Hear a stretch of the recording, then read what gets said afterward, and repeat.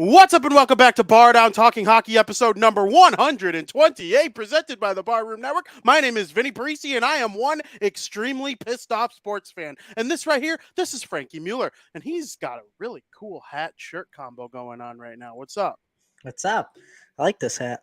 I love Good these hat. types of hats. It's a good hat. We've talked about those types of hats more than any other types of hats. I'm due for a new one. You're due for a new one. I'm due for one. I haven't decided what I want my first one to be. I'll tell you what, though. Kansas football. They're going to be good soon, eh?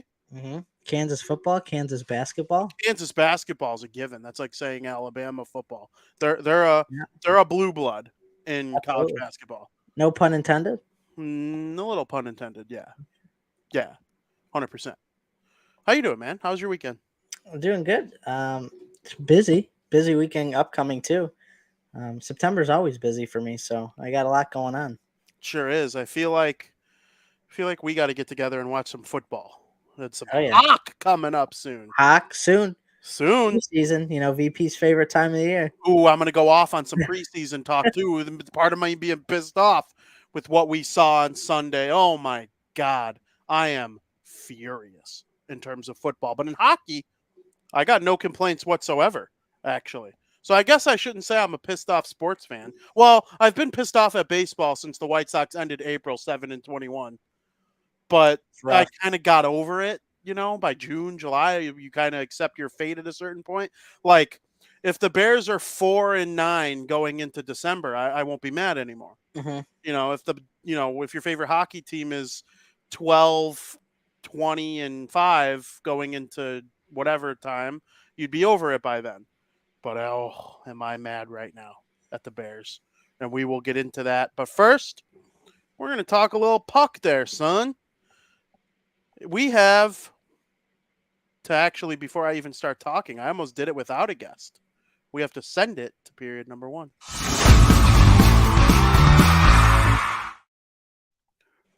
Frank, welcome to period 1. Bardown talking hockey, talking sports, talking everything here with you. Mm-hmm. Welcome to everybody watching in the chat, too. I know we got some people that show up always, especially Skokes, first and foremost, every single episode, it seems like. What's up, dude? We have exactly 4 shows left that are pre-NHL season. So I figured 4 shows left, 4 divisions. Let's preview one a week. Pretty fair, straightforward. We're not going to say which of these teams we think are going to make the playoffs. The only one that we're going to say it makes the playoffs is who we pick to win the division. Obviously, that team gets an automatic bid in the playoffs because the top 3 teams in the division get an automatic bid in the playoffs. The sleeper we pick in each division is not always going to be a playoff team. I think my sleeper team in this division is not someone I'm going to make to pick to make the playoffs, but they could. Is kind of where I'm going with this. Mm-hmm. But I agree. I'm excited to get into this. And of course, we're going to start into the division. Aldo says, when I want hockey news, I tune into Bardown Hockey Talk with Vinny and Frank. I appreciate that. We love you, Aldo, very much. I will be tuned in. I still haven't watched Bare Your Souls from last night. Busy morning. Plan on doing that at some point, but I will be tuned in to the nightly stuff that's going on tonight. I know Barham's got a big night of Bears coverage tonight, too. Oh, yeah. Heading into week 2 against the Tampa Bay Buccaneers. Yep. Looking forward to that. But Frank, let's do the Pacific Division, which is loaded with talent. Loaded. Spit and Chicklets said it's the best division. Ryan Whitney said it. I don't agree. I think it's the second best division. I would rank the Atlantic over it. I think the Atlantic has a higher volume of good teams. I think the winner of the Pacific or one of the top 3 teams could win the Stanley Cup. But I think the worst team in the Atlantic is probably better than the second and third worst team in this division, in my opinion. Ooh, wait till you hear my opinion. Well, I can't wait. You think this division sucks? I didn't say that. Okay. We'll see. You think they're the best? We'll see. All right, Frank. We'll start with one of the lesser teams in the division, at least as of the last handful of years. We're going to go in alphabetical order. Okay. We are going to start with the Anaheim Ducks. The Anaheim Ducks were a powerhouse in most of the 2010s leading into 2020. And then once you started to see the old guard of Ryan Getzlaf, Corey Perry, Ryan Kessler, Frederick Anderson, Cam Fowler, Sammy Vatanen, all these guys that made the Ducks what they were in their heyday. Even Shea Theodore before he was taken in the expansion draft by Vegas. You see how good he is for them now. They were a top team in the NHL. They were one of the Western Conference powerhouses. They won the Stanley Cup in 2007. Their Stanley Cup in 2007, that team reminds me of the current Dallas Stars because that team had Pronger, Niedermeyer, and Solani. But they were like in the later stages of their careers, and they had Perry, Getzlaf, all these guys on the come up. Bobby Ryan, friend of the program, Bobby Ryan. They were on the come up, and then frickin', those older guys retired. They won the Stanley Cup early, but for most of the 2010s, they were good. We'll see if the Dallas Stars can repeat that this year. But we're not talking about the Dallas Stars. Frank, the current Ducks, what do you think? Who are the top players on the team? You got Troy Terry, Trevor Zegras, Mason McTavish, Leo Carlson. He'll turn into a top player. I think so. This Ducks team, they're clearly rebuilding. But I like the talent that's coming out of this Ducks team. There's a lot of potential here for the Ducks to be a competitive team again in a couple of years. And they definitely have the young talent right now to show for that. And they're going to continue building, continue developing these young players. And eventually, within the next handful of years, they're going to be competitive again. I don't know if you're aware of this, but our good friend Trevor Zegras doesn't have a contract. He is currently a restricted free agent, and training camp opens today for rookies. A week from today is when all the big boys will start to show up. Some of the big boys are doing a media showcase. I don't believe Zegras is able to do the media showcase for the Ducks like he normally would. Last year was on the cover of NHL. I mean, of course, this guy's going to be their media showcase guy. I don't think he is this year because he technically doesn't play for them right now. He doesn't have a contract. He is a restricted free agent. Do you foresee him sitting out? What would kind of contract? They'll get it done. What kind of contract are we talking though? Like, what are your thoughts on Zegras? I think his contract situation's messy right now, in my opinion. I'll tell you why after I'm done or after you're done. Well, here's the thing, right? I haven't really looked at his numbers and what I think what he's deserving of. So I'm going to pull that up right now. But they're going to have to sign him. He's going to be a key part in this Anaheim Duck team going forward. Before you look it up, though, it feels like he's worth a lot. And then you look it up, and then you look it up, though. I think he's worth more than what his numbers are saying, right? He's only been in the league 3 years. He's going on his 4th year, right? And his best season was last year at 65 points. First year he had 13 points. The year before that, 61 points. Last year, 65 points. Both years he got 23 goals, but it just seems like he's developing still. He's only 21 years old. He's going to be turning 22. Oh, no, he is 22. He turned 22 this year, so he's 22 years old. He's not in the prime of his career yet. He's still developing.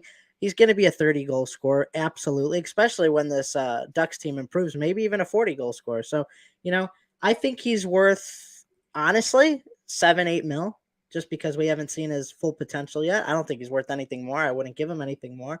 But the Ducks are going to have to try to sign him to a long-term contract. So let's say the way it seems like things are going now with contracts in the NHL, they're going to probably want to lock him up 7-8 years. This is my guess, because he's going to be there for the core of this Anaheim Ducks team. And if you give him $7 million for 7 years, so if he makes $49 million for 7 years, I think that's a fair deal for this Anaheim Ducks team. Could you see Jack Hughes? Because I've talked to some people that believe that Jack Hughes is the baseline for this Zegras contract. You kind of base it around that. Except I don't think they give him 8 years. I can't say I would. I love Zegras. I think he could be a superstar. 65 points, 23 goals. I bet all 23 of those goals were pretty. Jack Hughes scored 43. They weren't all pretty. That's the difference. You can't only score pretty goals if you want to be like a super duper star. You can be a star and like a player people want to watch and get invited to all-star games and skill competitions. Those players exist. I think there's more to Zegras than that, though. And so a 7-year deal or a $7 million per year deal, maybe 4 years. I'd take that too. Yeah, like he can't be getting much more than that. And The only I don't see the Ducks budging on that. the only problem is if they go short term, 4 years, 7 million, and he does start to reach that ceiling. Now he's got 80 points, 85 points. Well, when that contract ends, the Ducks will probably be competitive. We'll probably see him in the Stanley Cup playoffs. So then the Ducks are in a real pickle because then his next contract's going to be even more when you could have had him locked up for an extra 3 years at 7 million. It's risk versus reward. It is.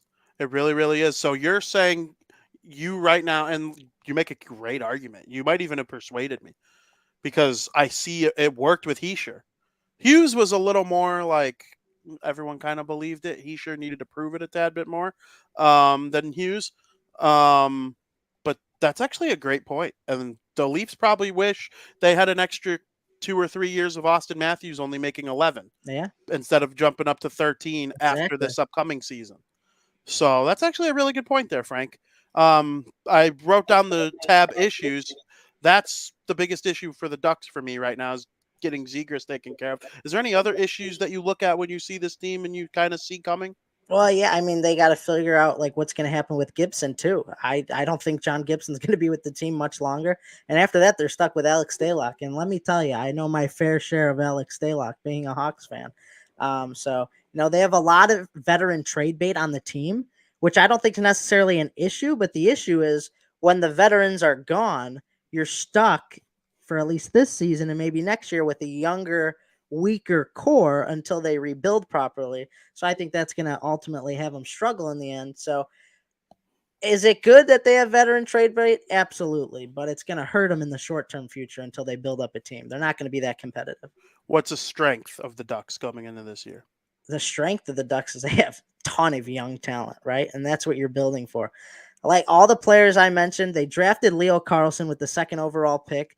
I mean, they're not quite done building what GM Pat Verbeek is hoping to build, but things are headed in the right direction. And I think them adding those veteran trade bait pieces, like I said, listen, they added Alex Killorn, Radko Gudas. They already have Adam Henrique and Jakob Silverberg.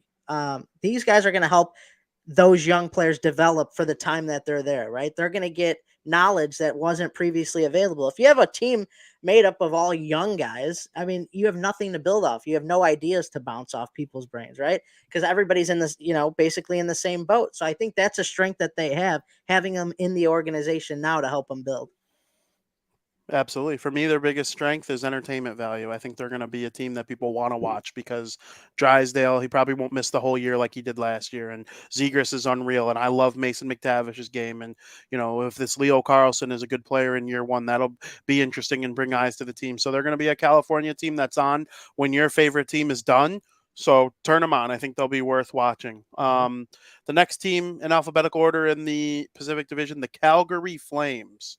Calgary Flames have had a little bit of a down over the last year or so. 2 years ago, they were one of the best teams in the NHL. I don't think there's any denying that. They gave, hell of a run in the postseason. They made it scary. They ended up reaching, playing the Battle of Alberta in the playoffs and then got eliminated by the Oil in a really good series, an entertaining series.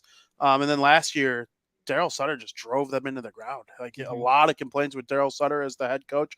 Matthew Tkachuk and Johnny Gaudreau are no longer with them, but they have Jonathan Huberdeau locked up for a long time. Same thing with Nifty Nazi, Dangelman, Nazem Kadri. Mangiapane signed for 2 more years, and then the rest of their guys. Oh, Blake Coleman's got 4 years left. That contract kind of sucks. But, no UFAs that they're waiting to get taken care of or anything. Everyone on defense is a UFA after this year, except for Rasmus Anderson and Mackenzie Weegar. So they're going to have some stuff to figure out there.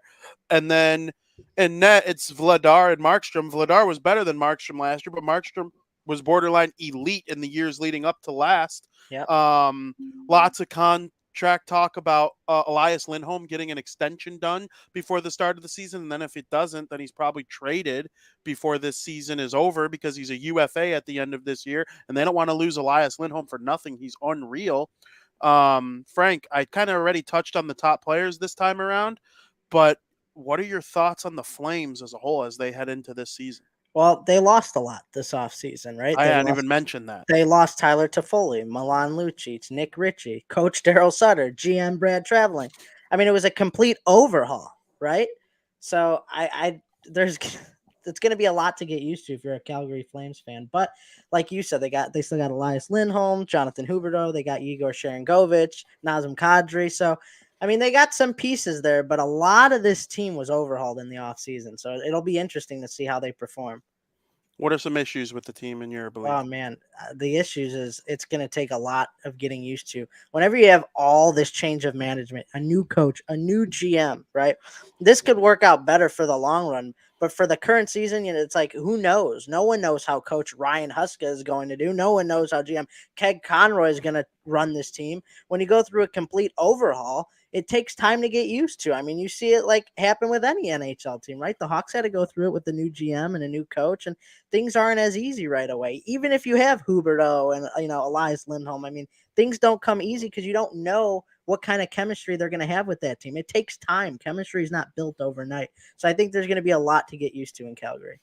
According to capfriendly.com, they only have one player currently wearing a leadership letter on their sweater, and it's Mikhail Backlund having an A. Obviously, their last captain, was there a captain after Giordano? I don't actually think there was. No, I think no. They've been captainless for a long time. Would you be surprised if they name a captain this season? Because that is their biggest issue for me. I wouldn't be surprised. I think Backlund would be a good choice for captain. I'd give him the captain patch because right now, who else is really deserving of it? Yeah, I wouldn't think you're going to give it to Huberto. You don't always give it to one of your top players, and I don't really think Lindholm's the guy to give it to. Give it to Backlund, a guy who knows this Calgary Flames team well. I'd be fine with that. He's been an assistant, and I think it's time for an upgrade. And I think they need a captain too, right? I mean, right now, like I said, they went through an overhaul, and maybe you don't do that at the start of your overhaul that you're doing, but I think they should, and I think Backlund would be a good candidate for that. See, I hope they make Uyghur the captain. Backlund only has 1 year left on his deal. That's risky business, giving a guy 1 year left on his deal. Well, you only give it to him if you know, like, there's a contract in place. Like, if you talk to him and he's willing to sign. Yeah, I agree. If he's gone after this year, you don't make him the captain. But yeah, 100%. So the only people that make sense with a long-term contract are Huberdeau, Kadri, and Uyghur. The Florida Panthers have not been shy in the past, or not the Florida Panthers, excuse me. The Calgary Flames have not been shy to like make defensemen prominent leadership roles on their team. I think it's Backlund, Uyghur, or Huberdeau. I'd be a little surprised if they gave it to Kadri. I just never really envisioned Kadri being a captain in the NHL, even going back to his days with the Leafs. But I mean, it's not like they have a whole slew of options, and they don't have that young prospect in the pipeline that I think is going to, come up and be the captain, right? Like, we know who the future captain of the Blackhawks is and whatnot, that, those days are coming. Flames don't really have, they have some good prospects, but nobody that I think is just going to come up and dominate to the point where they're the new leader of this team. It's almost like they tore it down without doing a rebuild. Like they went through a big overhaul, but they didn't rebuild. It's different. It's unique. Well, that leads me to my question to you. What do you think of strength of the team is? I think that they got a couple different strengths. One of them is they have nothing to lose this season. There's no major expectations that they have going on to their back this season, right? They make it in the playoffs as a wild card. No one's going to say a peep.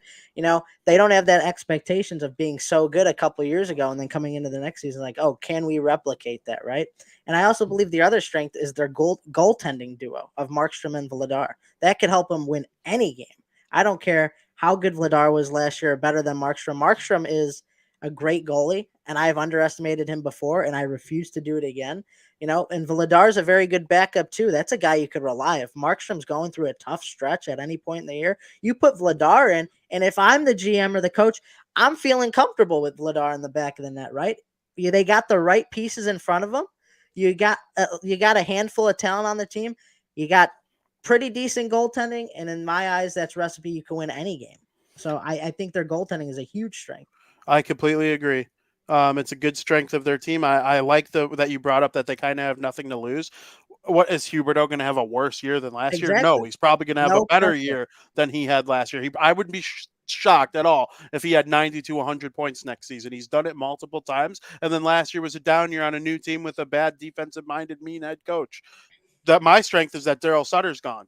I can't wait to see what it's like if they're like a faster looking team, a more anxious looking team, hard on the puck, mean a little bit. Like last year, they were mean in a different kind of way. Like it kind of reminded me of when Tortorella took over the Canucks and he had Yeah. Daniel Sedin and Henrik Sedin blocking shots and killing Yep. penalties. Like that's just not how the NHL works anymore.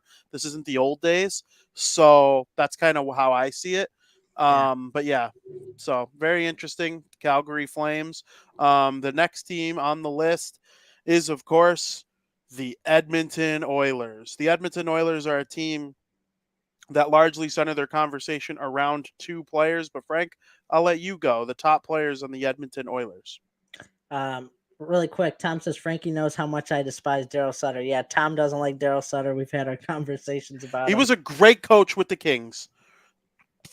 10 years means a lot. I love Daryl Sutter. 10 years means a lot in sports, though. Yeah.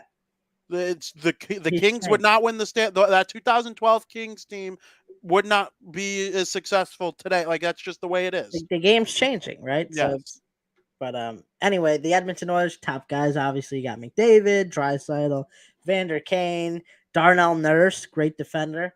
They got a lot of good. I mean, they have two of the top players on their team. So I mean, the Edmonton Oilers, they're great. They can't get over the hump that I think the organization wants them to. But you got McDavid and Draisaitl on your team. You're in good hands for at least the regular season, and then we'll see what they could build off of beyond that. Okay, for one, Evan Bouchard is unreal.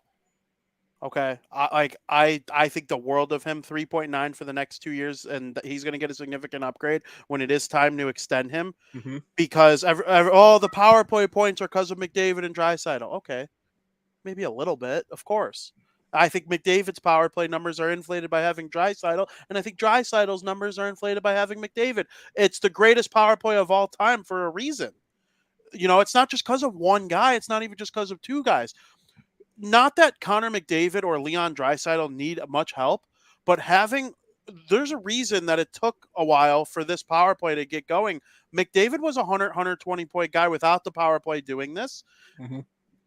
Having a guy at the top of the point with a bomb changes everything, because before Bouchard got there, when it was Tyson Barrie running the point for them, Tyson Barrie, he'll shoot a wrist shot through traffic and it'll be accurate and he could make good passes just like Bouchard too.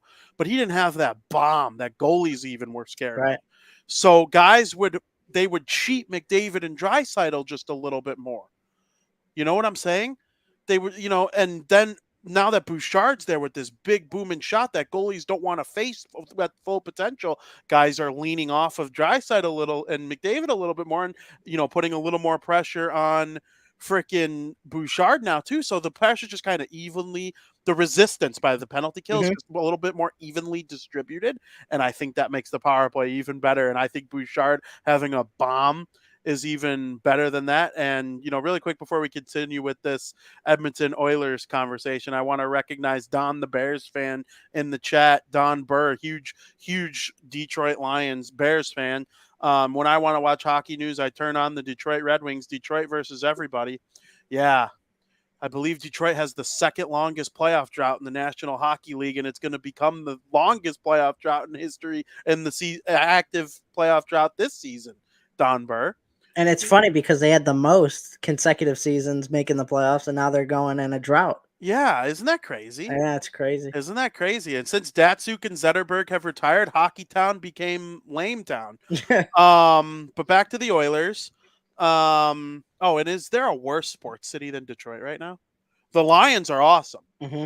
Hand up. I picked them to win the division. I was even more convicted of my conviction last time. The Lions are back to being good. When the Detroit Lions are the best team in Detroit, got some problems there in Motor City. Stinky. Who are the Pistons? What's the other sport? Oh, the Tigers. The Tigers. Oh, my goodness. Wow. Detroit Rock City, baby. It's rough. But back to the Oilers, an actual good team in the NHL.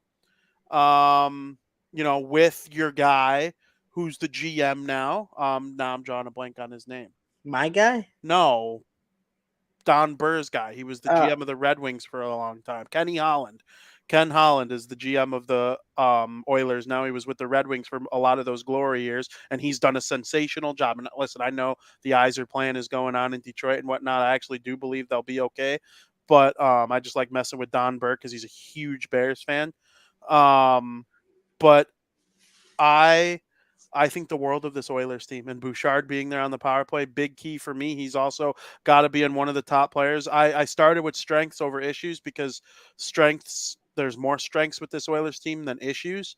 Bouchard on the power play, they're going to be so good. And so I've heard that McDavid went into a meeting post-season, like after their season was done, because they had a disappointing end. Mm-hmm. They got bumped way earlier than I thought they were going to. They beat the Kings, but barely, and then lost in the second round. McDavid told people, if you don't show up early to training camp in the best shape of your life, you're on waivers. And apparently, there is one team in the NHL right now fully at training camp, not just rookies. The Edmonton Oilers, other than whoever's at media tour. It's probably McDavid at media tour. He don't need to be there. He's McDavid. All right. Frank, I think he explodes again this year and beats his points record from last year. 70 goals is not out of the I honestly think McDavid, he's entering his prime. We are about to see McDavid at the true height of his powers starting this season. Yeah. And the Oilers are going to be dangerous as a result. Draisaitl's a lock for 50-50.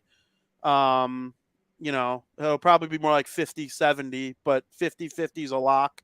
I don't know. What do you think? Strengths, you nailed it on the head. I mean, they have a tremendous power play, and that shouldn't change too much this year, right? They might not set an NHL record again, but their power play is dangerous, and it's one of their most lethal parts of the organization, right? And that's mainly because they have two of the top best players in the NHL on their team, right? And they just got to learn how to develop around them, right? It's great. McDavid could score, 60 goals, and Draisaitl, they both get on over 100 points, and Nugget got over 100 points. That's great. But they need to start building a team around these guys if they want to win a Stanley Cup with this core. Because it's like you said, disappointing end of the season for the Oilers. McDavid's got a fire under his ass. He's getting annoyed by the situation.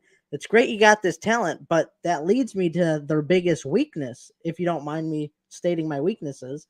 For being one of the best elite or one of the most elite teams in the NHL, they have a really, really poor defensive core. Darnell Nurse is great, and Cody Ceci gets the job done. But besides that, and Bouchard, and him too. But besides that, their defense is really like Ceci's okay. He's okay. They need more. They need better though. Their defensive depth is horrendous, and you see that when Stuart Skinner's taking all these shots on net and letting in a bunch of shots on net. I'm still not high up on Stuart Skinner, right? Gave up way too many goals in the postseason. There was no reason why they couldn't beat the Vegas Golden Knights in the situation that the Knights were in, right? Knights won the cup. Congrats. I'm happy about it. But there was no way that the Edmonton Oilers couldn't outscore and outplay the Vegas Golden Knights. And, I'm not a big fan of Stuart Skinner. I'm really not, right? It's great that they can outscore teams due to McDavid and Draisaitl every game, but that's not a recipe for success. You can't rely on them to do that every game and expect to win consistently over a long period of time. It's just not the way to do it. I don't like that part about the Edmonton Oilers. So I think a full training camp and a full preseason with Ekholm actually makes their top four pretty formidable. If you have Nurse, Ekholm, Ceci, and Bouchard, and, fill in the bottom two however you can.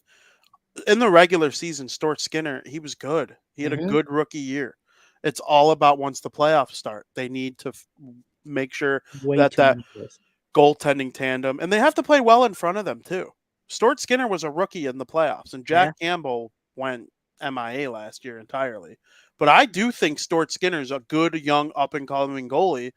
It would be like if Soderblom had a bad year this year, Or no, it would be like if in 2 years Soderblom had a really good regular season. It was the first time he played 50 games. He had a really good regular season and then shit the bed in the playoffs. Hmm. It would infuriate you if people were just out on him after Yeah, that. It would.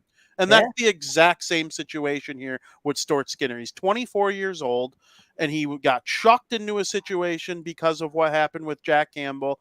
And then the playoffs are a different business, different animal. The Vegas Golden Knights, they ended up winning the cup. Makes me wonder, hey, if Edmonton got it done against them, would they win the Stanley Cup? Yeah, I think it's possible.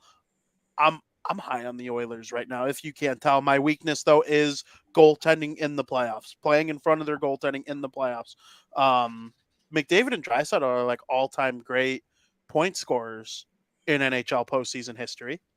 I mean, you look at their Which is stats. why it's shocking they can't get it done. And that's another thing. That's the problem here. Last year, you talk about Edmonton's depth. They're such a deceiving team. They make everybody feel and look like fools because they were the only team in the NHL last year that can put out a complete starting lineup of 12 forwards that all had double-digit goals. No other team in the NHL, not even the Devils, not even the Leafs, the other high-scoring teams in the league. The Edmonton Oilers had 12 forwards reach double-digit goals last year. They can make a lineup of 12 forwards that all did that. And guess what? Everybody that's not named McDavid and Draisaitl, including Nugent Hopkins, went silent in the playoffs. The depth needs to be a little bit better in the playoffs. They were great in the regular season. Time to move on and think about bigger and better things if you're the Oilers. Hopefully they listen to McDavid. Frank, the LA Kings. The LA Kings. The Anze Kings of Los Angeles. You know, their top guys that they got on the team, Anze Kopitar, they got Pierre-Luc Dubois, Adrian Kempe, 41 goal scorer, tremendous, Drew Doughty. Big reason why their defense could stand tall, right? The Kings also brought in Cam Talbot to be a starter in the net. So we'll see how that pans out. Should be an interesting year for the Los Angeles Kings. Absolutely. It should be an interesting year for the Los Angeles Kings. You named some of the top players. I think their center depth is as good as any team in the division not named the Oilers. With, some of the players that they adding Pierre-Luc Dubois to be their, right there with Kopitar. One of them will be 1C, the other will be 2C. And then they have Danault, who's probably the best third-line center in the NHL. He might be the best just pure shutdown defensive center in the NHL. And, I think the world of the Kings, I think they're going to be pretty good. I don't love their goaltending. They spend like $800,000 on goaltenders combined. Actually, I can get you the exact number right here. On all of their goalies, they spend $2.5 million. And I think there is a third goalie in the system. It's Talbot, Copley, and I'm forgetting somebody because they don't have it on. It's Rittich, David Rittich, or Riddick, however you say it. That's not good enough. Okay, if there's a team the Devils are competing with to get Hellebuck, it's the Kings. But I could see the Kings, they won't get Gibson, but I could see them making a trade for Saros if Saros becomes available. Or if, there are a couple other goalies that I could see becoming available this year. If the Wild suck for whatever reason, I could see Marc-Andre Fleury becoming available. There are also, maybe maybe Kochetkov all of a sudden comes up and plays extremely well for the Hurricanes, and they move one of Ranta or Freddie. There are all sorts of options for them at that point. But we'll see. But I do think the Kings are a very, very good team. They should. I don't know if they take a straight up step this year, because what's another step from, I guess, 2 years in a row they've lost to Edmonton in the first round. So can they get past the first round? Can they beat Edmonton in the playoffs? I think they could get past the first round if they don't play Edmonton. I don't know. Vegas too. That'll be interesting to see how they match up against them. But what are some strengths for the Kings for you? Well, one of the biggest strengths is they went out and get Pierre-Luc Dubois, who's a consistent 25-plus goal scorer. I mean, having an extra 25 goals on your team, maybe even more, being on this Los Angeles Kings team, that's going to help them out tremendously, right? And especially in the postseason as well, if they make it that far. And not only that, but they have one of the best mixes of younger and veteran talent on the team. And I think that plays a major factor, especially in a team who has a mentality of win now. They want to win now. They're trying to win now. It's good to have that mix of young and veteran core talent on the team. So I like those as my strengths. Yep, it kind of feeds into my strength. I already touched on it, the center depth. Mm-hmm. If you're strong down the middle, especially in the Western Conference, you have a chance. I like that they have a lot of young players on the team. Obviously, with adding Gavrikov last year, that's a 27-year-old defenseman that they have for 2 more years at a reasonable 5.8 contract. Brant Clark will probably play a lot of years or a lot of this season with them. He's 20 years old, making $800K. If he's good, that'll be awesome. Excuse me. Pierre-Luc Dubois is only 25. It feels like he's way older than that, but he's only 25. I guess when you've been in the league for 8 years, because you come in at 18, that'll happen. But yep. Kevin Fiala is only 27. I mean, what can he do this year? I can't wait to see. He might be like an 80, 90-point guy. Adrian Kempe, only 27. They have Quinton Byfield, who's only 21. Arthur Kaliev is 22. Mm-hmm. Okay, so this season is going to be loaded with a Kings team that's got a nice mix of veterans and, young players. But really, the only true old guys on the team are Doughty and Kopitar. Doughty's only 33, though. Mm-hmm. If you told me without looking that Doughty was like 37, it would make sense. But he's only 33. Yeah. After Stamkos, Tavares. Second overall to Tavares. Like, Kopitar is 36. Like, he's, but really good defensive forward. Selke candidate. Selke top 10 almost every year. Lady Bing winner. Helps your penalty differential. Helps you kill penalties. Helps you on the power play. Net front. Can shoot. Can pass. The Kings are going to be a really good team, and I think they will be one of the more exciting late-night options for hockey fans across the country. Yeah, it's fun to watch. Frank, the San Jose Sharks. Oh, boy. Well, we're talking about their top guys. They still got Logan Couture, Tomas Hertl. They got Anthony Duclair, but the list runs thin when we're talking about talent on this team. This poor San Jose Sharks team. They were so good a handful of years ago, and now they're one of the worst teams in the entire NHL. They really are. Your boy Mackenzie Blackwood will probably see a crap ton of starts for them this year. It is a shame, but Jan Ruda and the shell of Marc-Edouard Vlasic. I was looking at their depth chart. Oh my god, it's horrendous. It's very bad. It's bad. It's very bad. Alexander Barabanov, he's had a good year last year. Mike Will Hoffman, Smith's not playing. He's going to college. Thank God. I know, but I'm just saying it's really bad right now in San Jose. Yeah, they have 2 first-round picks as long as Pittsburgh doesn't completely shit the bed, from the Erik Karlsson trade. They've traded away Erik Karlsson. Obviously, Timo Meyer's gone. It's interesting times. We'll see if they trade Tomas Hertl. I could see it. I could see them trading Logan Couture. Maybe not this year, but at some point. We could talk about their issues, but my issues are just all of the issues. Yeah, forward, defense, goaltending, rebuild. That's the same with me. Their weaknesses, they're going through a full-on rebuild, right? Most of the players that are on the team are on expiring contracts. Mike Hoffman, Anthony Duclair, Kevin LeBlanc, Oscar Lindblom, Alexander Barbanov. All these guys I just named are on expiring contracts, and they could be moved at the trade deadline. And, that helps them get draft picks in the upcoming draft, but that depletes their team for this year. They're going to be terrible, but they do have some bright sides as well. I think some of the strengths is they got Will Smith in the organization in this past draft. They're going to be just as bad this year to potentially get Celebrini, which could be a strength for them as well. So other than that, there's not many bright spots to the San Jose team. There's really not. Their strength is that they are bad enough to be like the good kind of bad. Mm-hmm. I don't see them picking 7th, 8th, 9th. You don't want to be that unless there are a couple teams that I think would be okay with 7th, 8th, 9th, like Montreal. Those teams who are a little bit past Arizona. Mm-hmm. A little bit past being like a really bad team.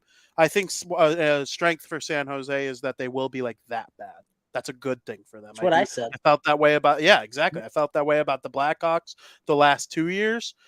Thank God they gave away that first pick instead of the second one that became Bedard in the Seth Jones trade to Columbus. Thank frickin' Christ. No one wanted to listen to me back then. But I just, their issues are all the issues. Their strengths are that they're like really bad. I think there's a 0.5% chance Will Smith is the best player from his draft. I think there's a 15% chance he's the second best player from his draft. I think there's a 20% chance he's the third best player from his draft. And then I'm going to go out there and say that I think there's like a 70% or 60, the math doesn't really add up, but a 60% chance that he's the fourth best player from his draft. I think the world of Will Smith, and I can't wait to watch I love Will him Smith. play for Boston College. Really cannot wait to watch. The Beanpot this year is going to be freaking unbelievable. I literally cannot wait. But Frank, there's not really much more to say about the San Jose Sharks. We'll be talking about them heavy at the trade deadline, I assume. Let's talk about the original 32's 32nd team, the Seattle Kraken. Oh, yeah. This team is on crack. Their team's highlighted by Rookie of the Year, Matty Beniers. Beniers. We got Jared McCann, who is great. Jordan Eberle gets the job done. You know, the Seattle Kraken had a tremendously shocking season last year. They dethroned the Stanley Cup champions in the postseason. Then they tore through the Dallas Stars. The Seattle Kraken are going to be looking for some similar magic this year. And, you know, I think they're going to be fun to watch. I think they're going to be fun to watch. I'm very interested to see where my brain is at when it comes time to picking the playoff teams. I'm not saying I'm not going to pick them. I am not saying I am going to pick them. Neither is a lock at all. I agree. But we'll see how because, you know, you got to watch preseason. You got to watch training camp. Screw that. And right. And you got to freaking, you know, try to understand what their roster is going to look like. And that'll all go into the decisions. But a strength that I have for them is that they really don't have anybody. You know, Vince Dunn's locked in for the next 4 years at 7.3. I think that's a great deal. And then their most expensive forward is 33-year-old Jordan Eberle, who's a UFA after this year. They have Schwartz for the next 3 and Oliver Bjorkstrand for the next 3, but they're really not like so locked into anybody that they can't like build a team. And I love taking a chance on Kyler Yamamoto. Love taking a chance on him, actually, because he was good at times in Edmonton. He just never really had the room to like bloom. But, you know, Jamie Alexiak, good year. I like Brian Dumoulin for them. It's just a gritty team. They're like if the Golden Misfits just lasted longer without trading for Stone or Pacioretty or Carlson, or not Carlson. Signing Pietrangelo is what I was thinking. Like, they made some big moves right after that first year. The Kraken didn't do that. They didn't even do it after their second year that saw them make the playoffs. They're just a team of second liners and second paired defensemen. And that could be good enough in a Pacific division that, you know, for the last handful of years was probably the worst in the league. I think as the division gets better, though, Seattle might run into a little bit of trouble until they get those stars bona fide. Now, that's my strength. An issue I have with them is Shane Wright. What are your thoughts on Mr. Wright? Oh, but before you get going, Shane Wright was granted special access to play in the AHL this season. Normally the rules say that a player of his age with his experience level would either have to play the 9 games in Seattle and then move back to his OHL or CHL team. Is it the Seattle Thunder? No, it's not the Seattle Thunder. No, I forget what team it is. I forget. Oh, is it the Brandon Wheat Kings? I forget actually Doesn't sound what team familiar Shane either. Wright plays for or played for, but he will play for the AHL this season if he doesn't crack the Kraken's, no pun intended, roster. Listen, I think he's a great asset to have on the Kraken, at least in their organization. As far as what he does with the Kraken, I have no idea. I've never been so up and down with the player, right? Part of my strengths is that they have great young players that are only going to grow and make this team better in the Seattle Kraken franchise, right? They have a lot of options to add young talent to this roster and let them grow. A lot of teams who made the postseason last year can't really say that because they're already all really developing. There's a couple like the Devils had great young talent, right? But not many teams could say that because they're an expansion team, right? And they're still reaping some of those expansion benefits. So I think that's a big strength for the Kraken. Your issue is Shane Wright.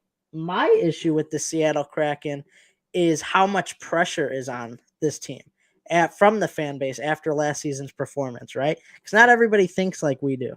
If there's young guys on the team that can't stay consistent, that's going to be a problem for the fan base, and they're going to take a lot of heat. And who knows how this expansion team is going to handle that? So that's my issue. Shane Wright can turn into a strength if he proves, to be good. We'll see what happens. Like you said, he's got to make it, but I don't really know. I'm so up and down with Shane Wright. I'm up and down with Shane Wright too. There's a reason that we couldn't remember his junior team. It's because he was traded in later stages of his junior career. He went from Kingston to the Windsor Spitfires, and then he played with the Coachella Valley Firebirds in the playoffs last year because he was able to play for them in the playoffs after his his CHL season was over. Obviously, he's a player that we're rooting for. He didn't go number one. In Montreal, the Devils and the Coyotes, they probably feel smart for not passing him. Mm-hmm. Although the Devils and Coyotes got good players, the Montreal Canadiens took Slavkovsky, so I don't know which they'd rather have at this point in time with the issues that they've currently been dealing with. But yeah, we'll see what happens with Shane Wright. I am happy that he gets to play. They saw common sense. What more is he going to learn in the CHL? Right. It's the OHL, the Windsor Spitfires. What is he going to get playing for them? It'd be dumb. It's good for his development to either play AHL or NHL, depending on what the Kraken see after the must-watch preseason. Frank, the Vancouver Canucks. I'm really excited to watch Daniel Sedin and Henrik Sedin and Roberto Luongo and Ryan Kessler. You wish. And Kevin Bieksa. And who's the other guy that looked like frickin' he could be a Sedin brother? Alexander Edler. Oh, and what about Alexander Burrows? That guy was an asshole. Those old Canucks teams were fun, dude. I hated them. I hated them too, but I would love them in the year 2023. Oh God, get them on here. I would have Mr. I love all 32 teams, Vinny.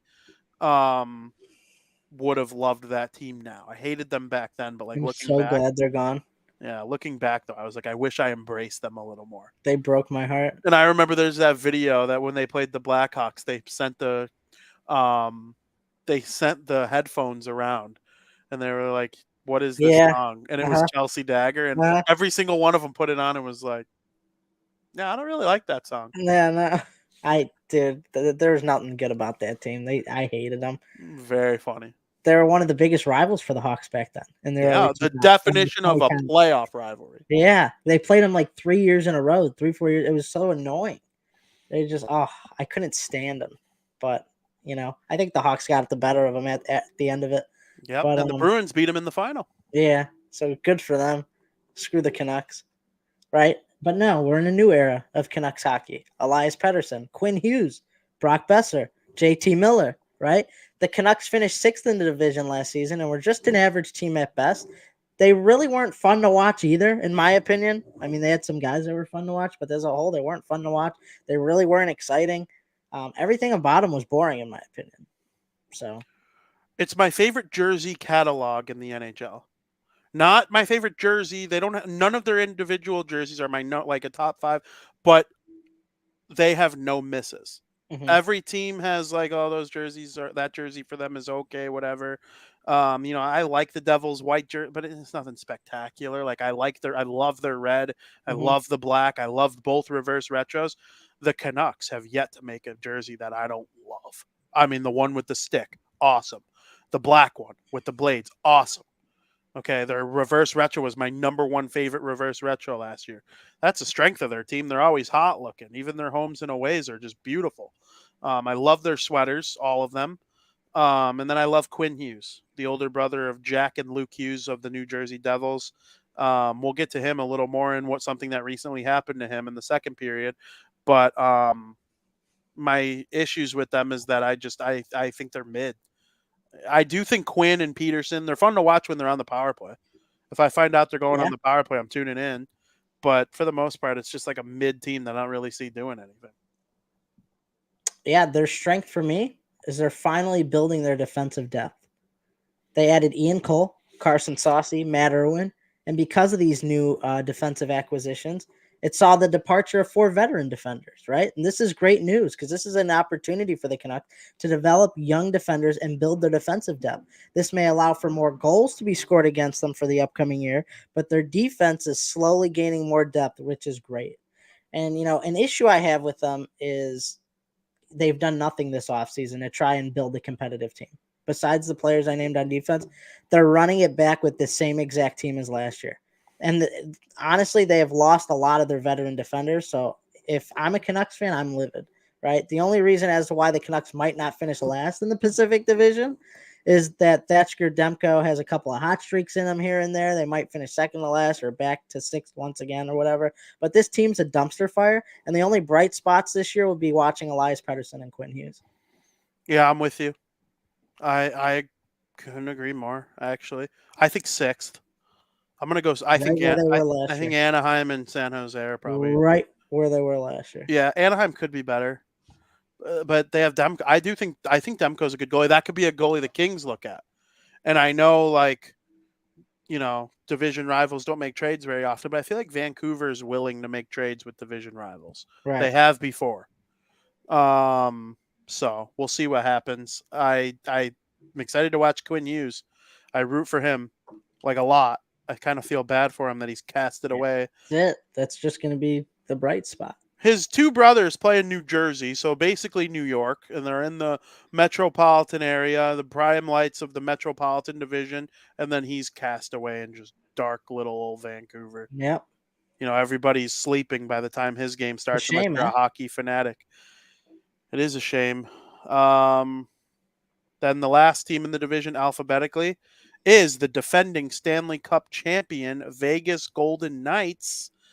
Frank, I want to talk about the top players in the Vegas Golden Knights a little bit. Since you're the Golden Knights guy, you'll dive in a little bit more. So I'll just talk about the top players a little bit. Obviously, Stanley Cup champion Jack Eichel is their best player, in my opinion.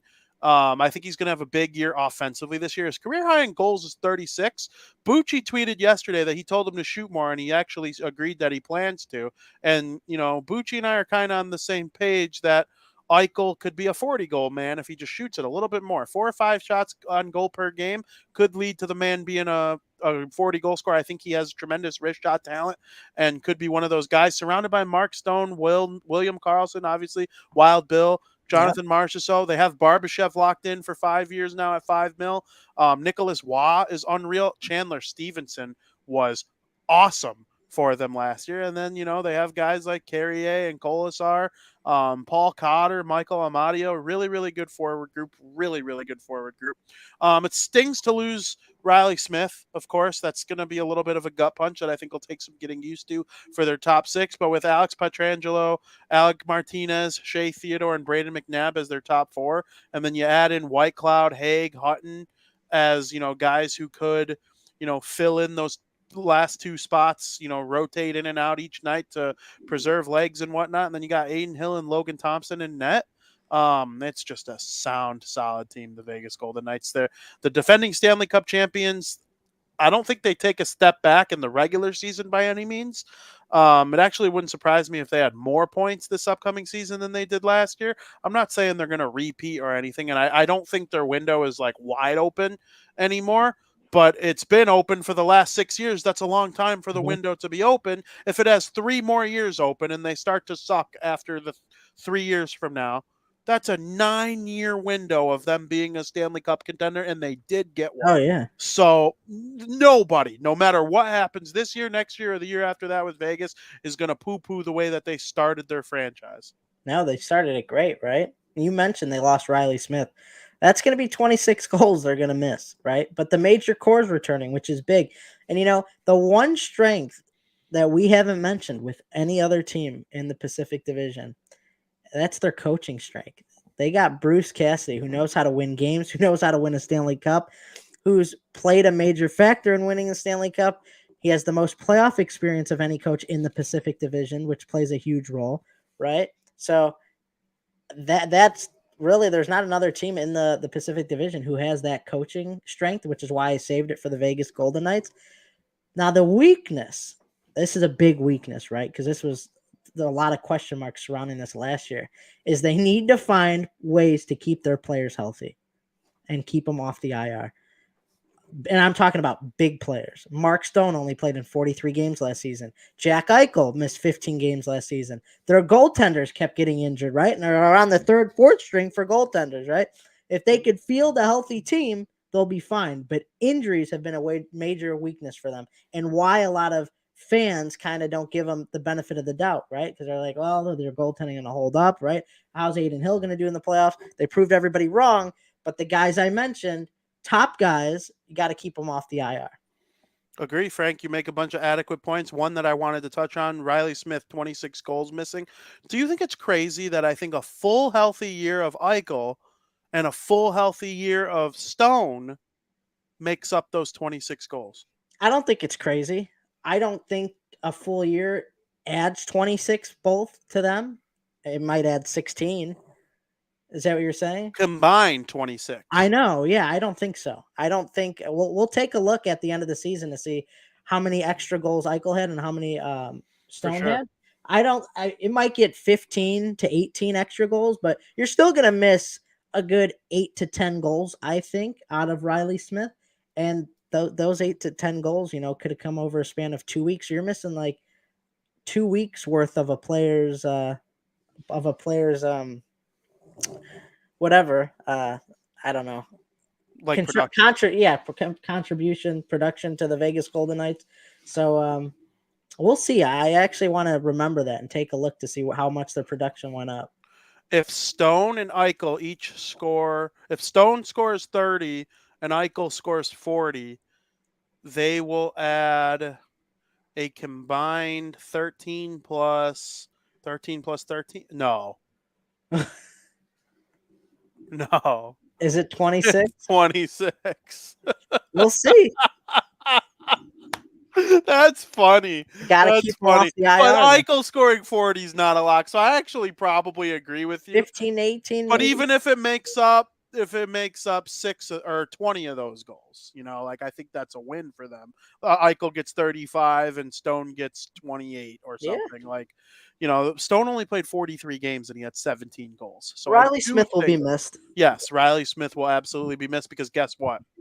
Even if Stone and Eichel reach those goal scoring plateaus, you could say, okay, well, imagine if Riley Smith was still here and they reached those goal totals. So I do think it's funny, though, that those numbers that I just predicated in my head for them did equal 26 on the dot. They would each be adding 13 goals from their most recent season. That'd be funny. That would be very, very funny, but we will keep that in mind. I don't have a pen near me, otherwise I would write it down. But Frank, who do you have out of all these teams that we named the winner of the Pacific Division? I'm going to go with the Edmonton Oilers winning the Pacific Division. And I hope they fix some of these problems I mentioned, and I hope they don't make me look like an idiot. But I'm going to go with the Edmonton Oilers, but they better not disappoint with my thinking. Frank, I also have the Edmonton Oilers with the utmost confidence. I know that probably sounds crazy, but the utmost confidence. I could not be more confident in that pick. I think they could take a run at the Cup. I don't like knowing that McDavid is as angry and pissed off and focused as he is, because I want the Devils to win the Stanley Cup. And if Edmonton beats the Devils in the Stanley Cup final, I think I would cry my eyes out, because I was begging for the Oilers to win the cup, and then of course they do. I think about the 2019 season and Joey Parisi playing Gloria the whole time during the playoffs, being so excited when they beat the Hawks, and then so excited when they beat the Stars, and then the Blues beat the Bruins in the Stanley Cup. Oh, I don't want that to happen to me. The Oilers beating the Devils in the Cup final would be the equivalent. So let's keep that from happening, I guess. But I do think they make a run. Their defense scares me, VP. Their goaltending, the amount of goals they give up, I'm just worried. Are you not open to changing your thought on the defense, though, knowing it is don't forget about Ekholm.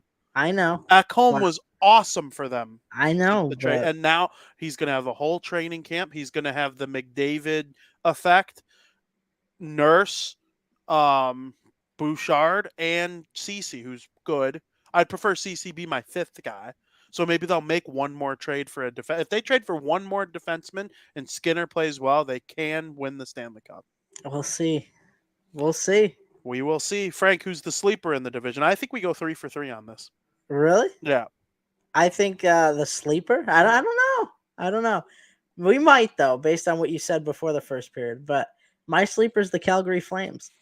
They remind me a lot of the Florida Panthers team of this past season, right?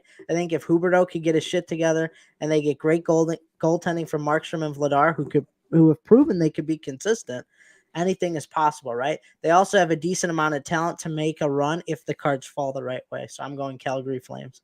I agree. The Calgary Flames are my sleeper team.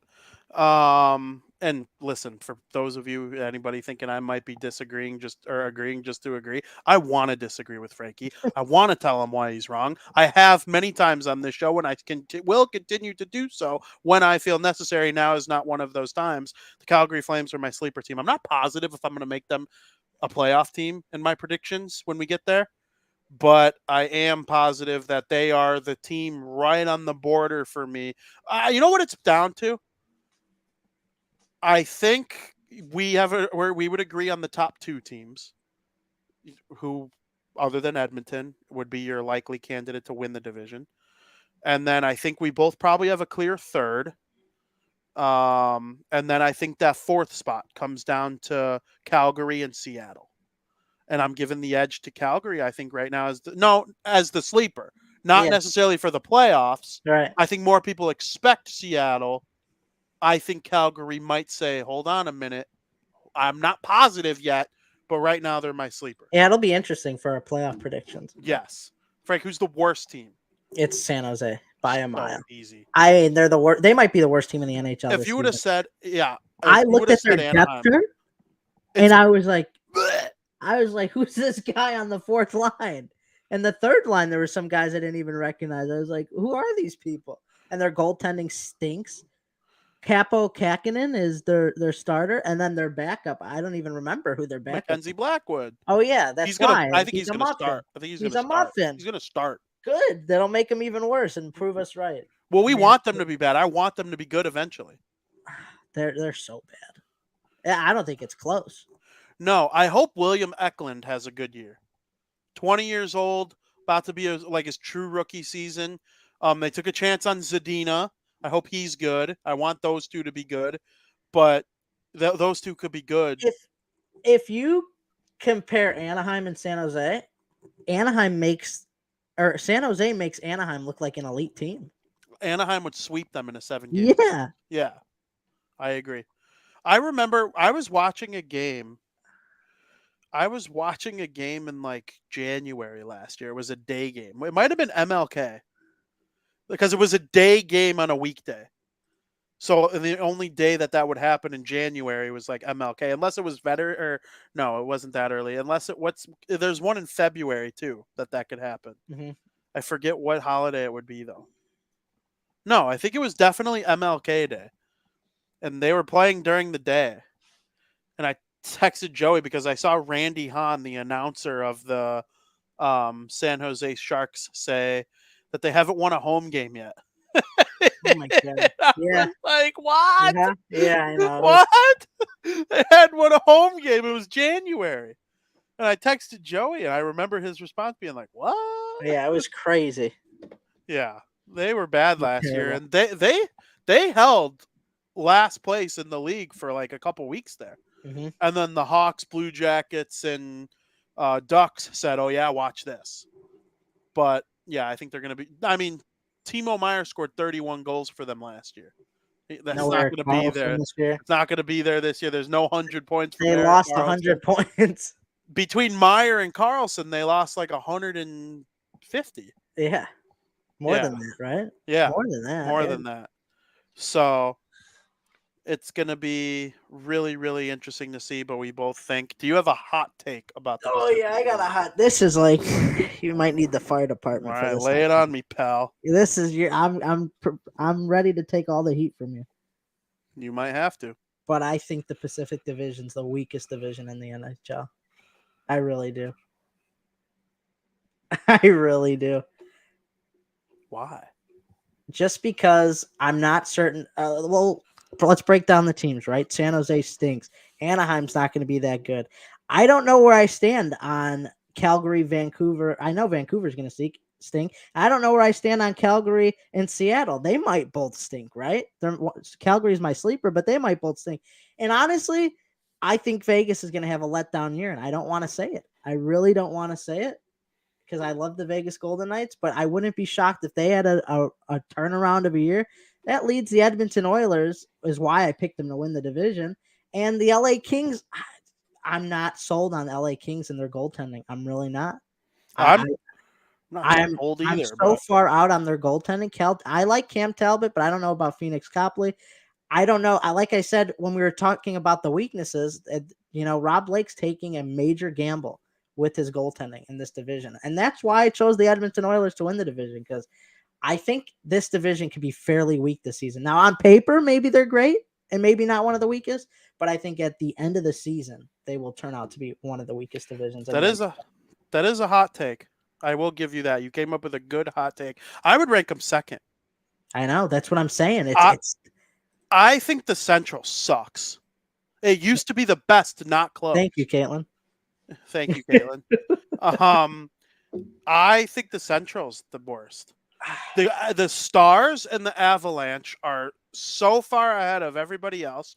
Minnesota is good, but they're not great. And then I think Nashville and St. Louis blow, and they'll probably be like fourth and fifth in the division. Oh my God, do the Winnipeg Jets suck now? Especially if they trade Scheifele. And they could even be, and they're in the mix with the Blues and the Preds. The Coyotes will be a little bit better than they were last year, and I think the Hawks are almost as bad as they were last year. They'll be an entertaining version of themselves from last year. Their defense and goaltending are terrible. And so, like, if you line up each team in the two divisions, I think the Stars are right. The Stars and, we're kind of giving away our Central, but we'll do Central last. I get what you're saying. Like, you got the Oilers, the Oilers, the Knights, and the Kings are your equivalent of the Stars, Colorado, and the Wild, correct? Yeah, but I think the Kings are better than the Wild. See, I would take the Wild, I think, over the Kings. Wow.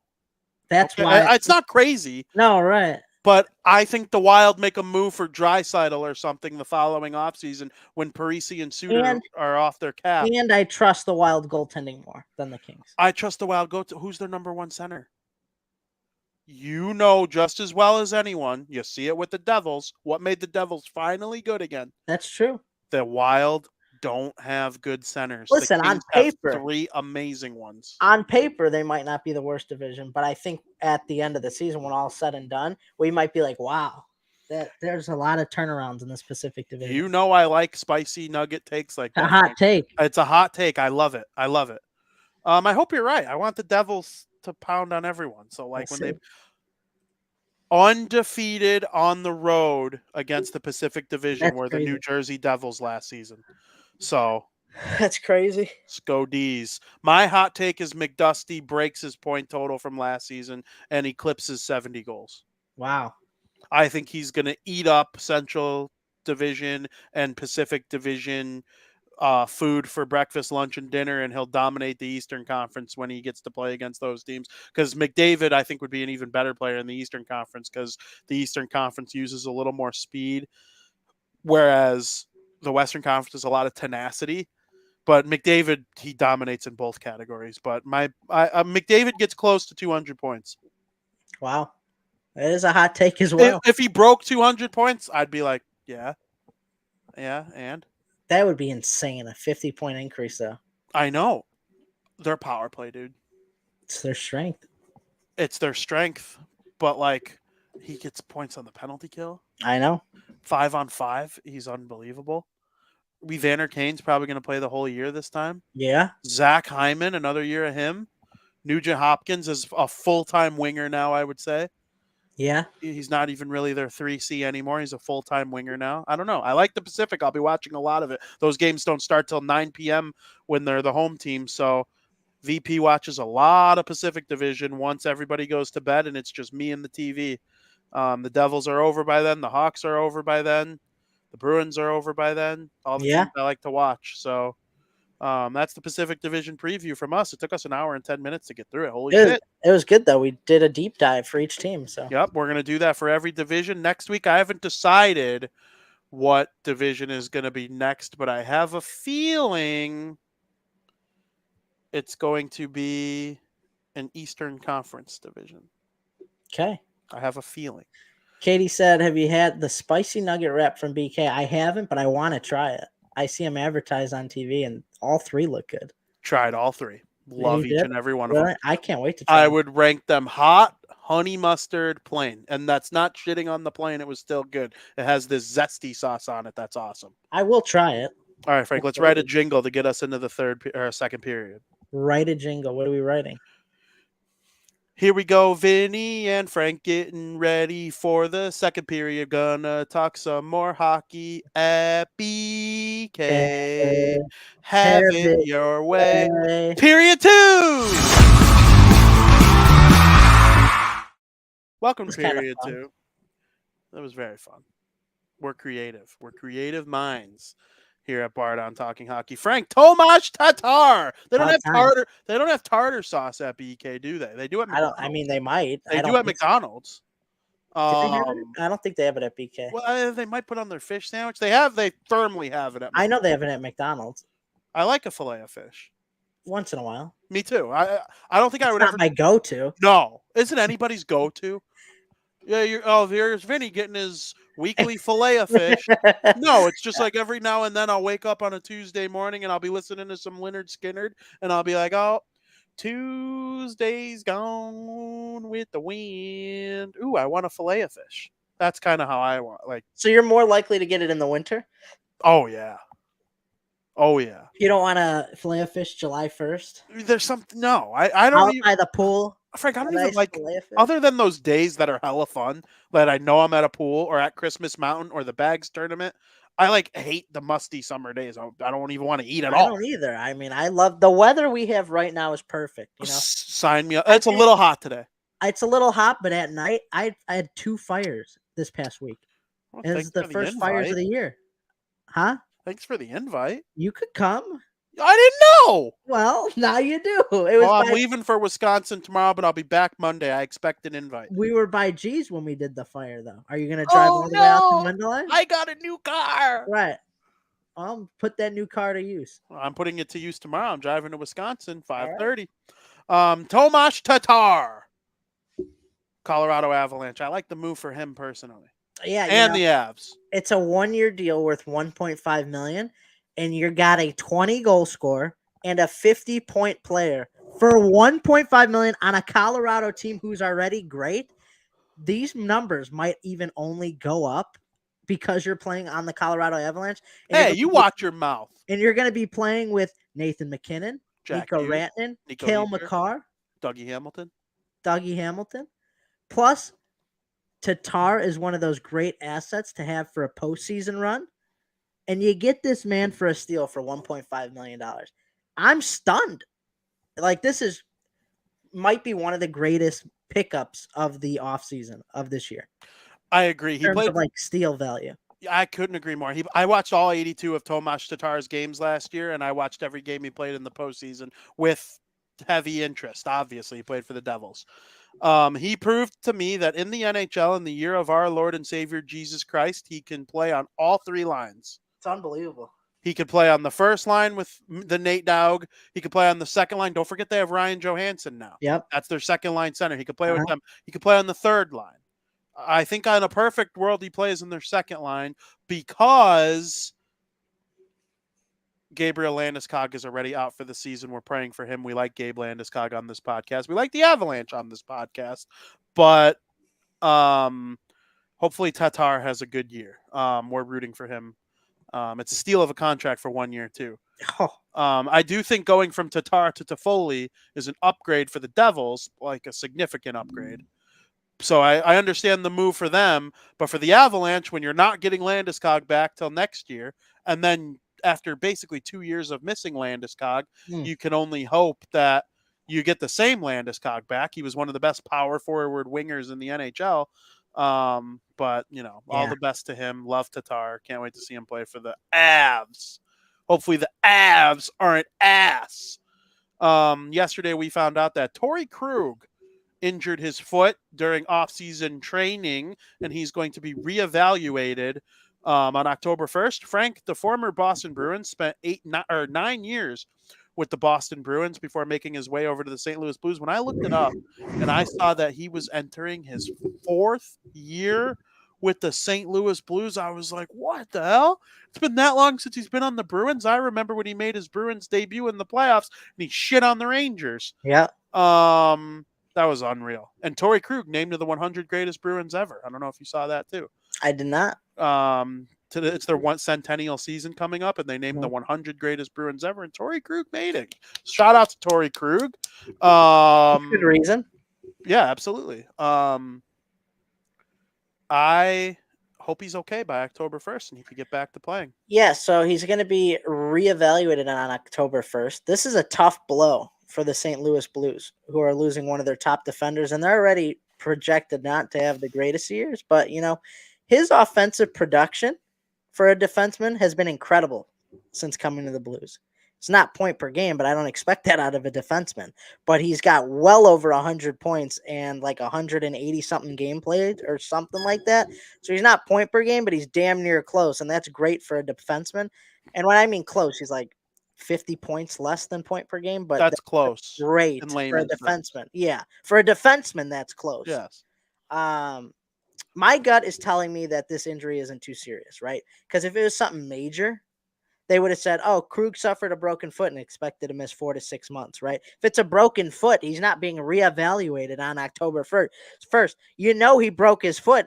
We know what's going on, right? So and them saying he's being reevaluated on October 1st makes me seem to think he would be ready by the start of the season. I completely agree. That's just my gut. Yeah, I completely agree. I hope he is. He hasn't played more than 50-something games or 60-something games since 2017-18. So he has been a little bit injury-riddled in his career, but he never missed like 50 games either. Mm-hmm. So hopefully we like Torrey Krug, Michigan State alum. Love that guy. One thing, you said 50 games. That would be close to point per game for a forward, in my opinion. Everybody thinks, if you're not point per game, you're not that good. Wrong. The players who are point per game make significantly more money for a reason. And that's what I was trying to tell you and Tom about a guy like Taylor Radish, right? Like, not everybody is a superstar. Right. You need good contributing players that contribute 0.75 points per game, 0.6 points per game. There's room for, unless you're you can tell the difference between a Taylor Radish or a Torrey Krug and a Buddy fucking Robinson. One of those types of guys. Yeah. Okay, I remember when the Devils were terrible and everyone shit on Pavel Zacha all the time, myself included. Mostly because he was a 6th overall pick, and we expect more from a 6th overall pick. But, like, he would get hurt and they replace him with somebody like Danny Agostino or something like, and then you would be like, oh, Pavel Zacha's an NHL forward. He might not have lived up to his potential, but that's what an NHL forward looks like. You get D'Agostino in there, or Blake Pietila, or one of these other guys that suited up for the Devils when they were trash, and you're like, oh, those are AHL forwards. You see the difference pretty quickly, so that's why missing a guy like Torrey Krug will hurt the Blues big time. Frank, the Jets, the Winnipeg Wets. I know the Jets have been in the news a lot this week in multiple different sports. Yeah. But Adam Lowry named to be their captain. They kind of went the route that you were talking like the Flames were going to do, naming just a good, solid middle six forward to be their Yep. captain in a year where they're maybe going to compete, maybe not. What's the move for you? The Jets general manager, Kevin Cheveldayoff, actually drafted Lowry in 2011, and he's been in the NHL with the Jets since 2014. So this is the type of guy that you want as a captain. This is why I want the Flames to do. You want somebody who knows the team well, who's a Jet in quote unquote day one, because that's what Kevin Cheveldayoff stated. He said he bleeds blue, and the team could be led by a true Jet who was from day one, and that's what I like. Right? You don't necessarily choose the captain of a team is a best player, a top guy, right? The captain of the team could be a fourth line player, a guy who doesn't produce, but he's great leadership, and that's who Adam Lowry is. I like this move by the Jets, and honestly, he would have been one of my top 2 or 3 choices to get the captain patch, so I'm fine with it. I thought you were going to shit on it. I'm very happy to hear this from you. I like it. I like it too. I like it a lot, and it's very telling. Scheifele's gone. Mm-hmm. If you don't make him he's a Jet lifer, right? Right. And like Wheeler wasn't a Jet lifer. He was with the Bruins before playing for Atlanta, and then Atlanta moved to Winnipeg while he was on the team, which Atlanta's coming back, by the way. Just be prepared for the 32nd team to be, or 33rd team to be announced sometime soon. The Atlanta team is coming back, and it will succeed this time. But back to Winnipeg Jets business, I like this move for them. I don't think they're going to be all that good.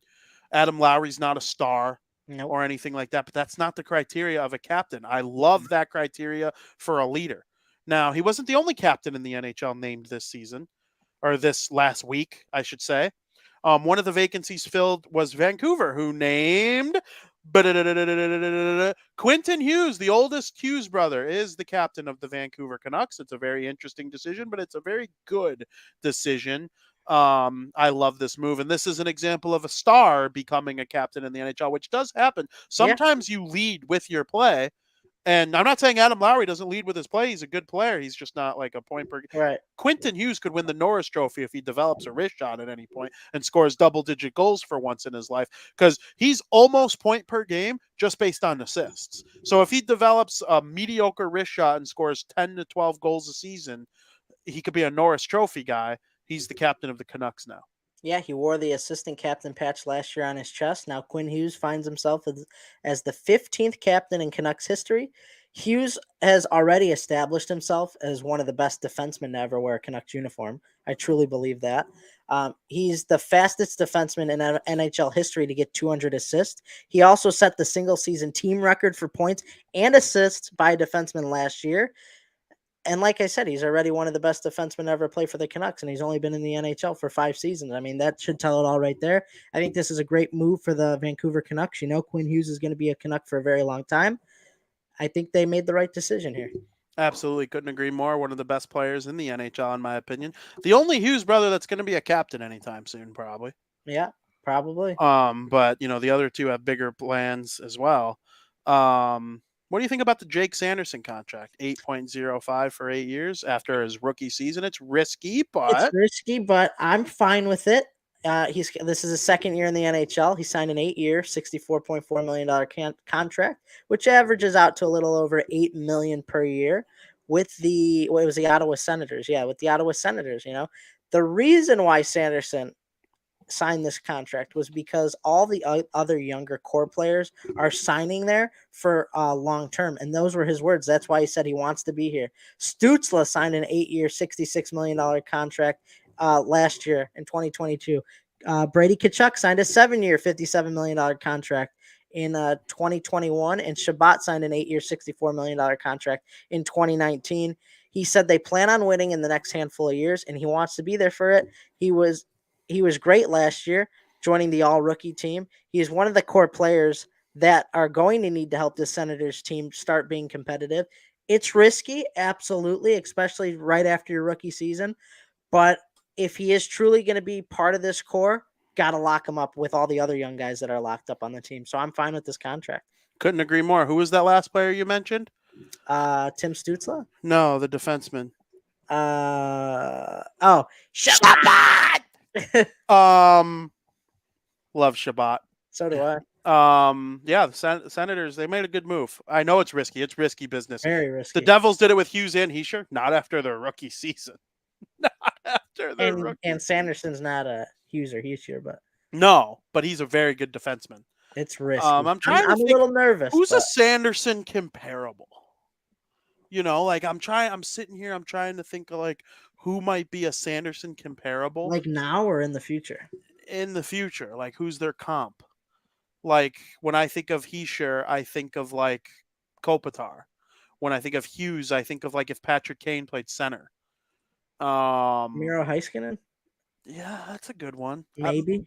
Yeah, I think Miro has a higher offensive I do ceiling, too, but I but can't really think of like maybe Shabbat. mm, Shabbat's bigger maybe. though. I don't know. The shot's It's better. hard. It's hard to compare him. It's He's only hard. been in the NHL 1 year. It is. I'm gonna keep an eye out for that this season. I Who think a does Heiskanen Sanderson? or Shabbat. Heiskanen's a good one. Heiskanen's a good one. What about like Ryan Suter in his prime? Maybe. I kind of like that because like Suter had some offense to his game, some edge. Sanderson's more defensive. He'll get you some points, but he's more defensive. Yeah, 100%. I felt that way about Suter. Right. I watched a lot of Suter back in the day. There was a 7 or 8 year stretch where I didn't miss a game that Ryan Suter played in.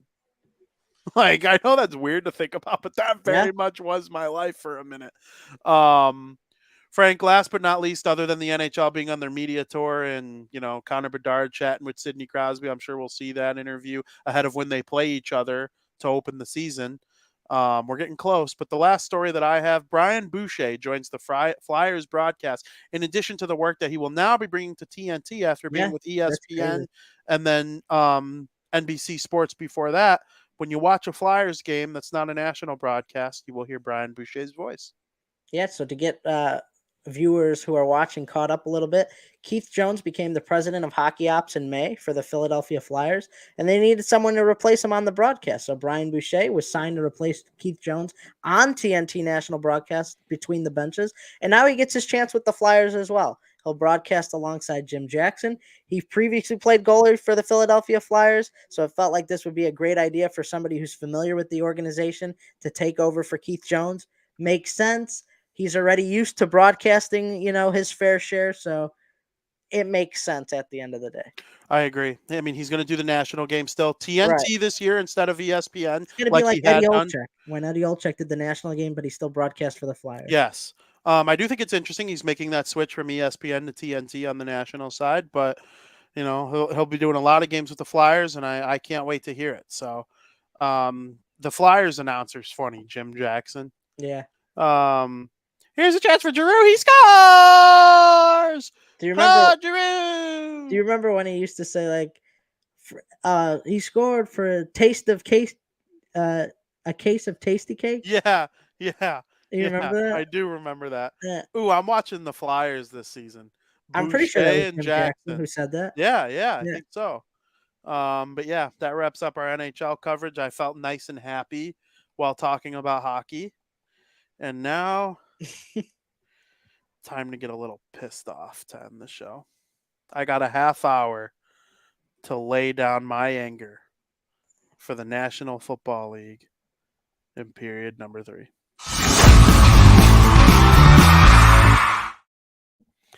Frank, I'm going to let you say whatever the hell you want in a minute. But the Barroom Network originally started as the NFC North Barroom. And then it became the Bears Barroom. And then the creative mind of Aldo Gandia was like, wait a minute, we could do more than just football. We can expand it to other sports. But the core of this network is the National Football League, specifically the Chicago Bears. I'm a Chicago Bears fan. Have been my whole life. I'm very pessimistic about them lately.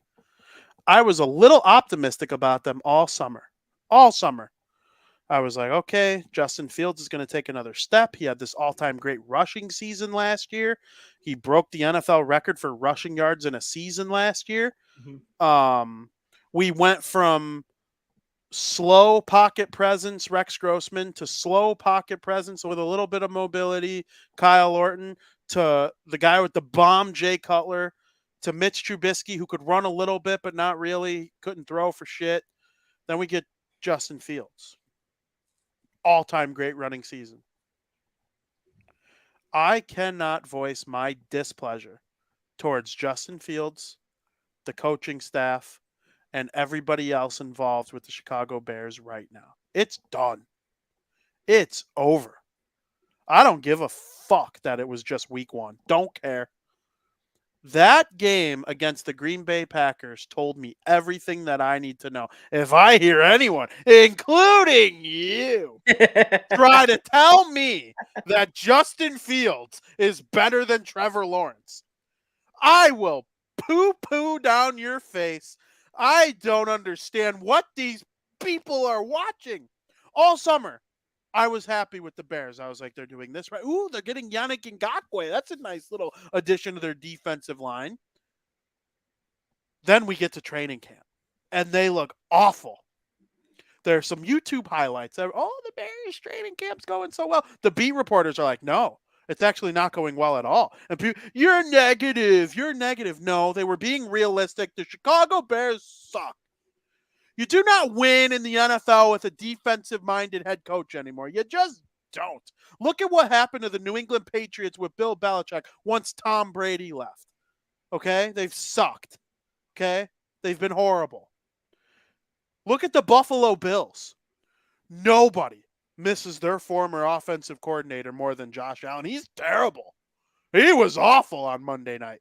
Defensive-minded head coach running the Bills into the ground. Matt Eberflus sucks. His play calling was awful. Ryan Poles, you promised us better than that. The egg that they laid against the Green Bay Packers in that first game is despicable. This team is so bad. So bad. Justin Fields is a bust. It's over. You have to figure out a way to move on now. He can't throw.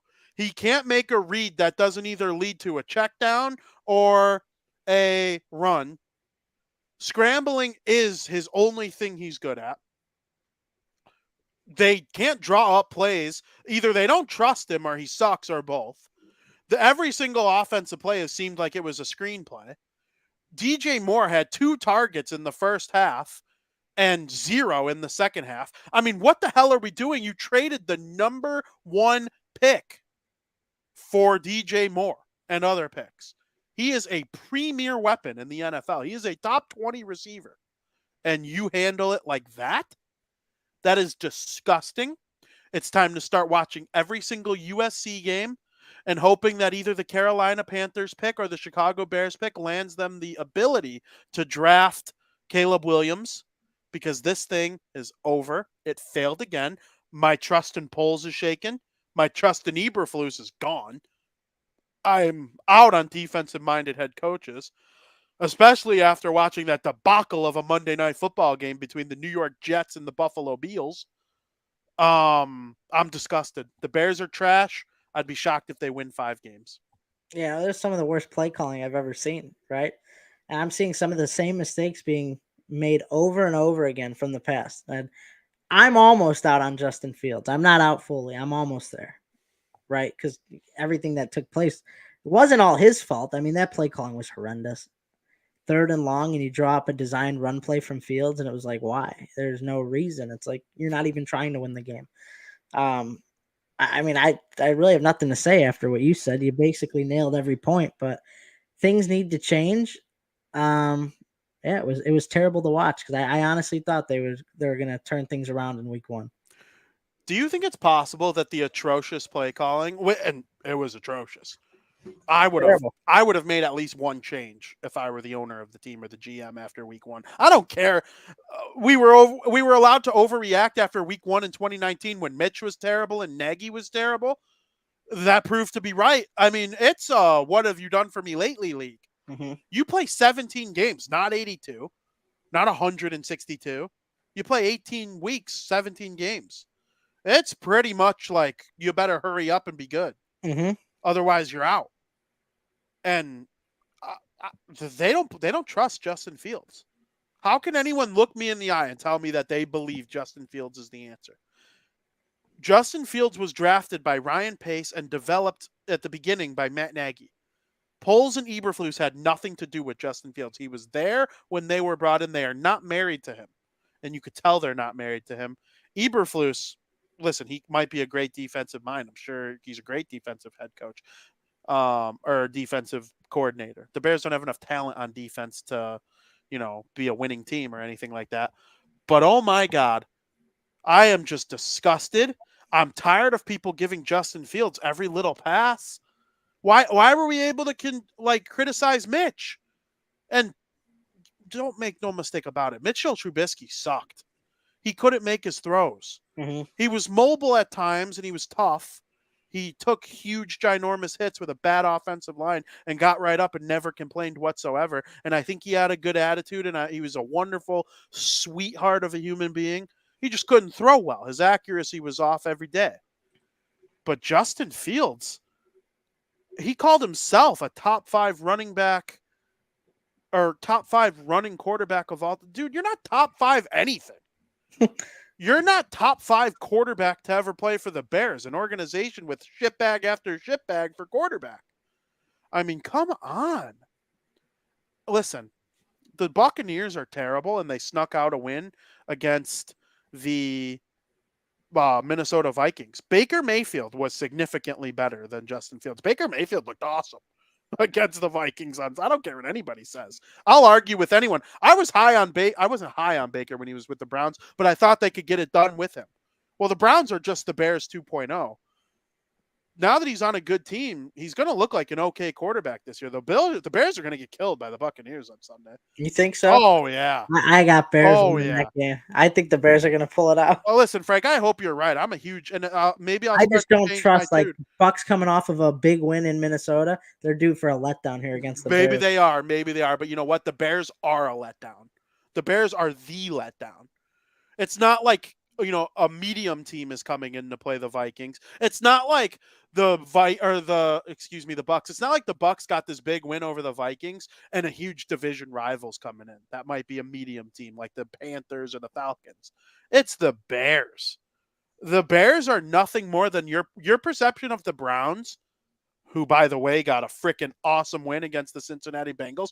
They're better than people think. And people forget Deshaun Watson was every definition of elite before getting, his little off the field issues. And the only reason people question him is because he's a shitbag human being and he hasn't played in 2 years.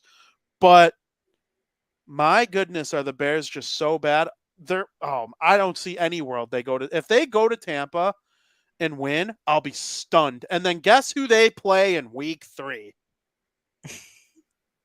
Patrick Mahomes and the Kansas City Chiefs. Are you shitting me? Sounds like 2-1 to me. That asshole Nate Davis, who didn't want to play in the preseason, and then on the third play, and that's why preseason. The third play of the game, he looked like me going up the stairs. What are you doing? Why are you not ready? You had training camp. Training camp is treated like a joke. The preseason is a joke to the Bears. Why didn't the starters play more? Why don't they care? How can you be winded in the first game? That is a joke. They probably laugh at me like, oh, fat guy at home recording a podcast making fun of my conditioning. I'm not making $10 million. There's a public trust in playing football on a professional team that belongs to a city. Unacceptable. And, I'm supposed to expect that in a week, Nate Davis and the rest of the Bears that were sucking wind the whole game because they're out of shape, they're going to go down to Tampa Bay, Florida, where it's 110 degrees, and all of a sudden their conditioning is going to be up to par for them to beat the Buccaneers at home in their home opener. My arse. Bears got it, VP. Bucks by 20, I think. Ooh, now that this prediction's out there, we will be texting during that game. Absolutely. And I know we got some very special people visiting that game. I hope they have the time of their life. I just don't see the Bears winning that game at all. At all. And then you play Kansas City in Kansas City. A nice and pissed off Kansas City team, I might remind you. Yeah.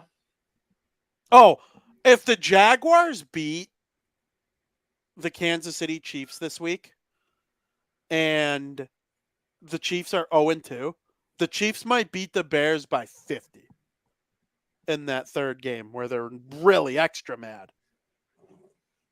We'll see. Atrocious. Absolutely atrocious. I can't believe we're doing this again. They're so bad. And I had hope. And then I had doubts going into the Green Bay game. Did Green Bay get it right? 3 quarterbacks in a row? No, I'm not sure. I didn't think Love was great. I actually think if Rodgers was playing for them, they would have scored 50.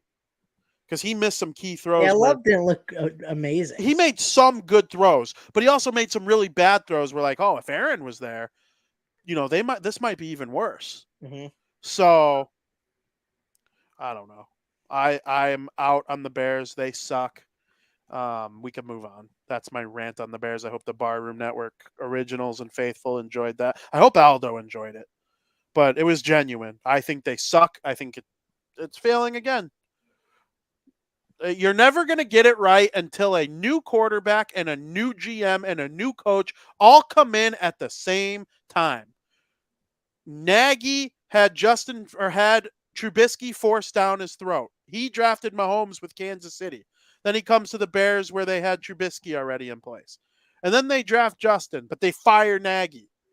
And then they bring in Eberflus and Poles while Fields is already here.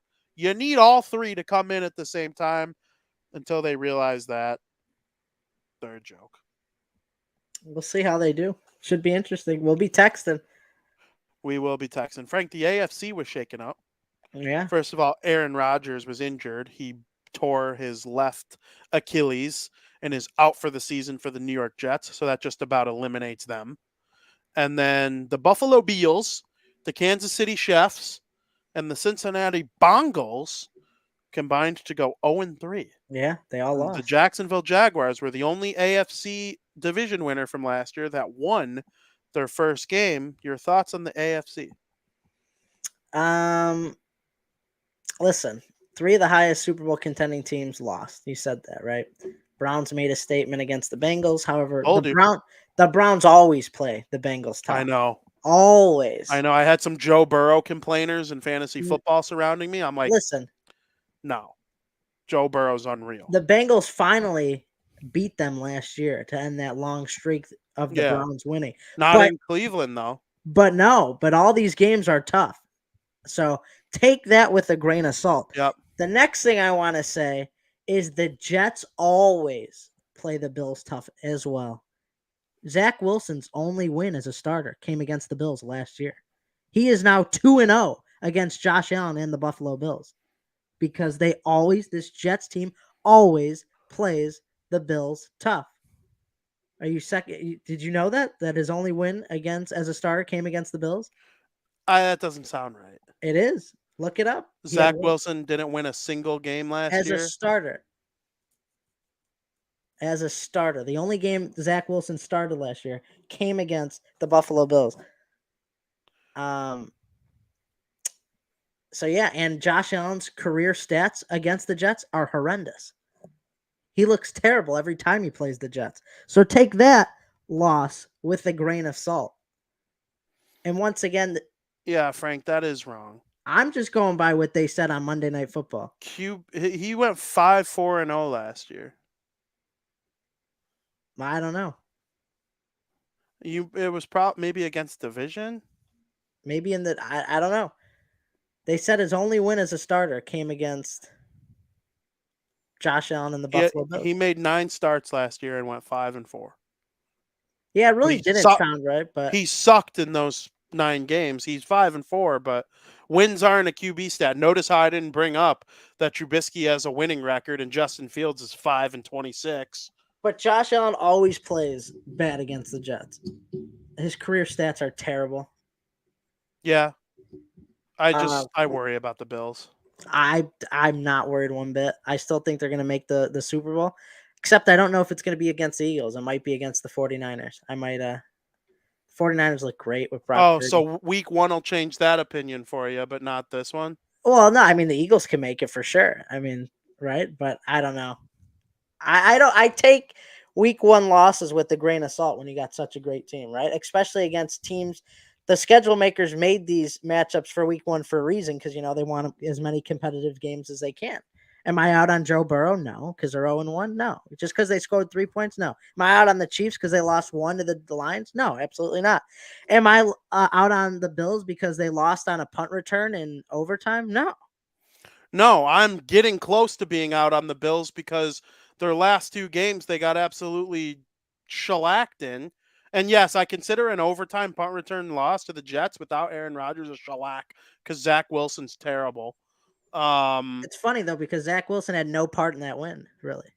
No, he had 1 touchdown pass to Garrett Yeah, Wilson, but Garrett Wilson made a and sick their catch on the play defense did anyway. everything. I know. 3 picks, a fumble Okay, I recovery, understand. punt return to win. Explain the 3 interceptions from Josh Allen. Josh He's Allen throwing a always lot of plays. picks. He always plays bad against the Jets. He's throwing a lot of picks lately. He has the most interceptions of any quarterback, I think, of the past 5 years, but he also has the most touchdowns in the past 5 years. I think it's time to just accept the fact that Josh Allen is modern day Brett Favre. I don't know. The faster people accept that, I mean, Brett Favre's a Hall of Famer. I don't know. I disagree. Because why can't the same be said about Joe Burrow? He didn't even get a touchdown. Because he doesn't lead the league in interceptions every year. Since getting a defensive-minded head coach, Josh Allen has been subpar. We'll see. I want to be wrong. I love Josh Allen. I still think the Bills make it to the Super Bowl. All right. You're crazy.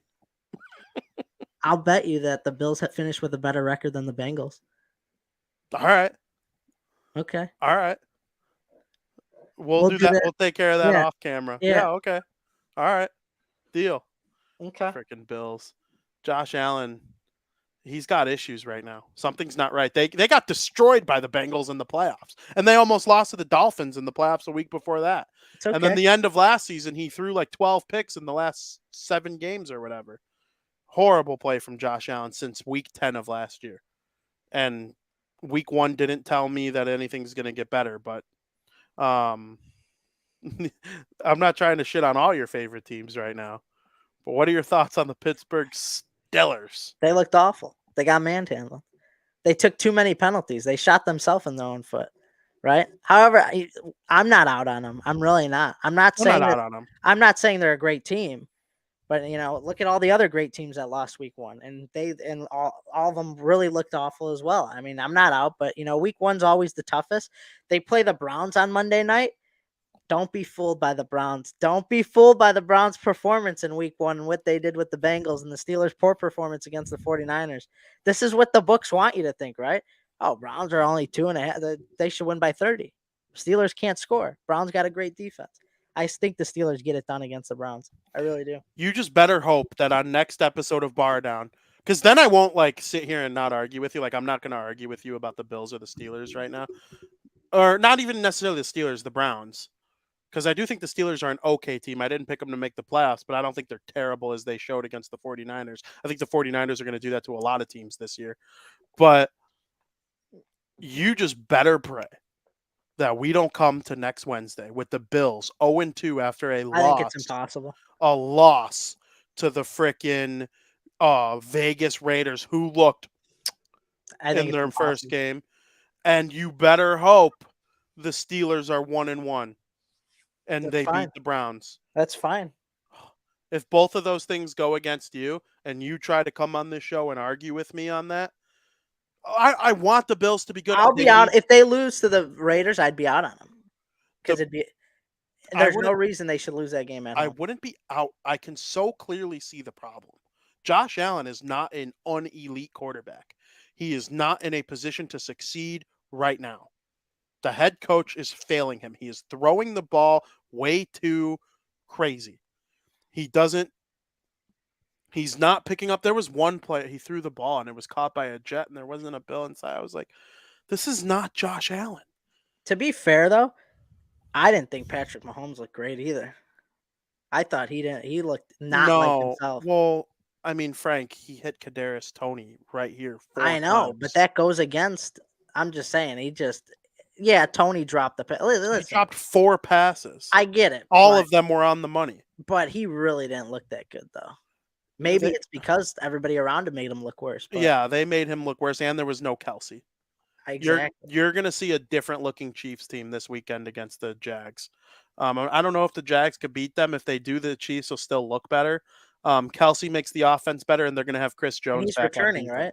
I think so. That's And another thing. They didn't have Chris Jones. I can't believe Tony, though. That play, this turned into a pick six. Wait, I have the picture literally handy. I mean, you can't blame this on freaking Patrick Mahomes. This became a pick six. I can't. Wait.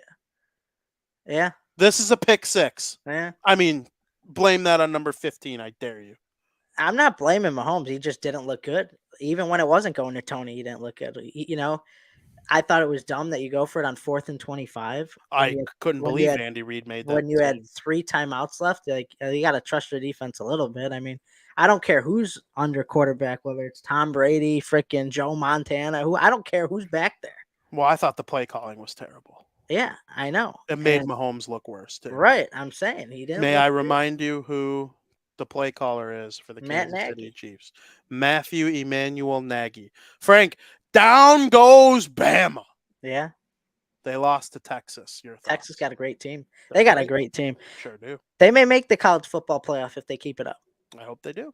They had a lead. Alabama had a lead going into the 4th quarter. It was 16-13, but Alabama's defense collapsed. I mean, you got to blame the defense. I mean, the offense didn't look great, but give credit to Texas. They got a very good team.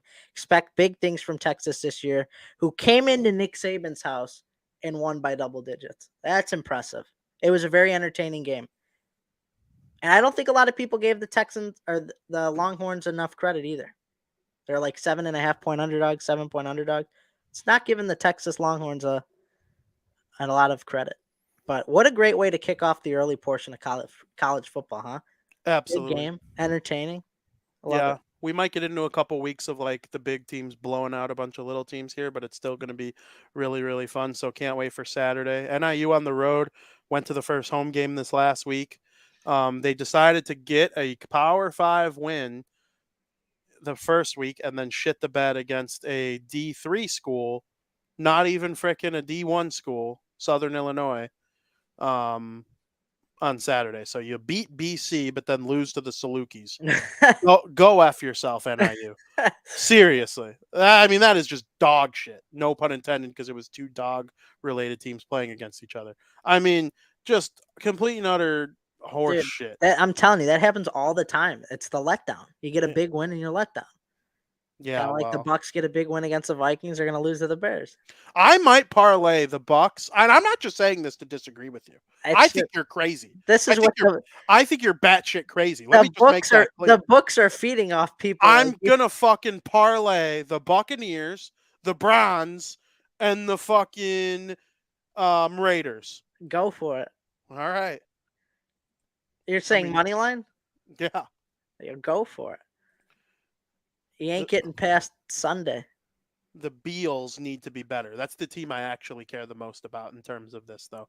I want Josh Allen to go to the Hall of Fame. And right now he looks like Hall of Shit since week 10 of last year. And I freaking warned you last year. He never plays good. Didn't listen to me. He never plays good against the Jets. You didn't listen to me. Well, explain the Dolphins in the last 6 games that of I last can. year, That and the Bengals last year. Can. They got shit on in the playoffs for the Bengals. But the Jets, like a team you should beat, they never play good against them. Basically, let's give credit to the Jets defense. Jets got a very good defense. Jets have a very good defense. If I were the Jets, man, they're gonna tear through the Raiders. If I were the Jets, I would call the Cowboys on Trey Lance, or who's their quarterback. They even mentioned maybe Ryan Tannehill. Tannehill's a good option. I'm sure the R words have a backup that they could use. Give the Jets, like Tom Brady has the opportunity to do the funniest thing of all time. But right now the Bills are the 3rd best team in their division. Honestly, the Patriots looked better than them this week against the Eagles. When it's all said and done at the end of the year, they'll be at the top. They'll be losing to the Bengals in the 2nd round, whereas the Bengals move on to play the Chiefs in the AFC Championship game once again.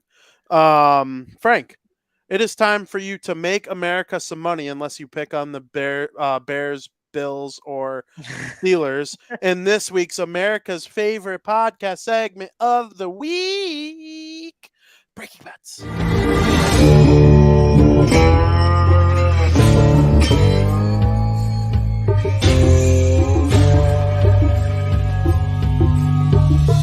Where's my money, bitch? Frank. Yeah. The floor is yours. Got 3 picks for you this week. 3. Yeah, the NFL's back. I want to start doing more NFL picks. Let's go. Even if they're over the weekend. You kind of started keeping track at the end of the year, and there was really only playoffs left. We won our NFL pick from last week, right? You made fun of me because I was 1-3, and my only win was the Chiefs. But I had the Lions plus the points. They won outright. Big win. So I got 3 picks. Gonna keep it with 2 NFL, 1 baseball. I'll start with the baseball since that's tonight. Padres are playing the Dodgers. You got Blake Snell pitching against Ryan Pepiot. I don't know how to pronounce his name. He's been fantastic, though. He's 2-0 in 4 starts for the Dodgers with a .86 ERA and a .52 WHIP. Ever since the Dodgers started using him, he's been lights out. In 4 starts, he's pitched 21 innings and only has walked 2 batters in 21 innings and only given up 2 runs in those 4 outings and a total of 9 hits. That's insane. I don't know where these Dodgers get these players from, but it's absolutely incredible. He only pitches on average about 6 innings. So I like the Padres total runs under 1.5 for the first 5 innings. I'm going to roll with that. Dodgers have been a disappointment this year. This guy's been pitching great. He doesn't walk anybody. He doesn't give up hits. He doesn't really give up anything. So I like the Padres team total under 1.5 for the first 5 innings, and that's plus 120. So the favorite is heavily to go over 1.5. I don't see it. I think this kid gets it done. Moving on to football for the Thursday night football game tomorrow. We got the Vikings at the Eagles. Sure, the Vikings looked horrendous during their game with Tampa Bay Buccaneers, right? Primetime Thursday and Monday games always hit different, though. They got a different feeling to them no matter who's playing. I think the Vikings have the tools to keep this game close, and the Eagles' defense appeared to have some holes in it against the Patriots last week, in a team where I think the Patriots are weaker than the Vikings, but I think the Vikings keep this within 1 score, and I expect Cousins and Jeffersons and the Vikings to have a big game. I'm going to take the Vikings plus 7.5. at minus 149. I think they're going to get it done. Right now, it was at 6 or 6.5. Buy the extra point and get it to 7.5. Cover yourself. I think they keep it within a touchdown. And finally, the other primetime game on Monday night. The Browns at the Steelers. Not choosing a winner here. Browns were able to shut down one of the most potent offenses in the NFL this past week.